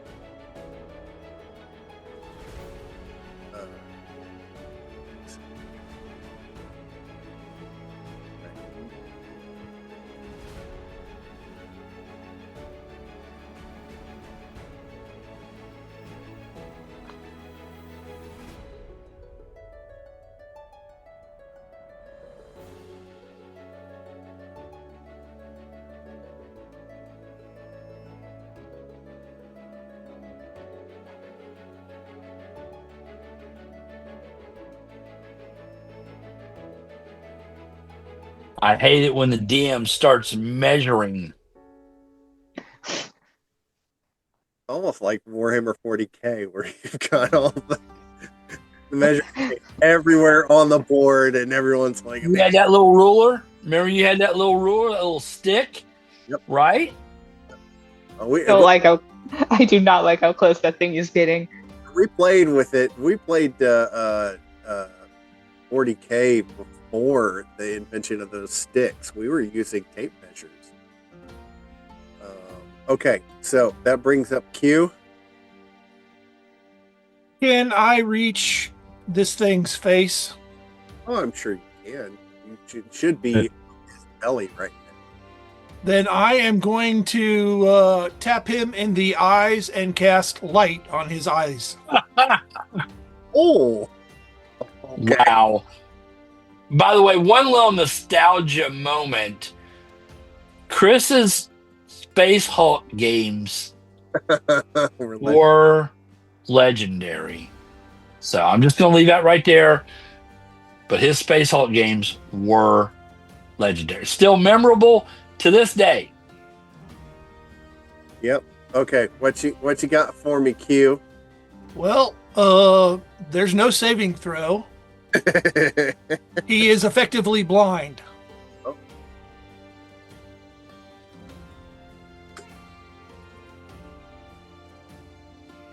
And that's my action.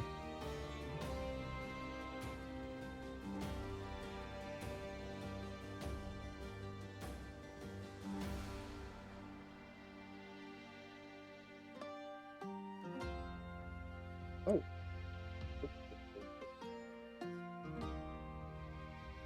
Yeah, don't pay any attention to that green streak. That was not supposed to happen. I don't know. Right. Yeah, that's called foreshadowing. No. Right. Right. It Also called our impending doom. really wasn't intended to do any of the sort. That's what they all yeah. say when they I get hit caught with their hand in the cookie jar. You sit upon a throne of lies. Hey. Every DM. Don't start. Okay. So Q, and that brings up Yonti Guard, Red, who is asleep. So that effectively ends round 4. And that is where we will end for tonight, and we'll pick up again next week on Wednesday night. Thank you very much, dear friends and folks watching us from home, all of our super fans and regular fans and those that are just picking us up. We do appreciate you being with us. We will be back again next week for another wonderful episode of Er'fro'ren. And until then, we will see you at the table. Let's roll.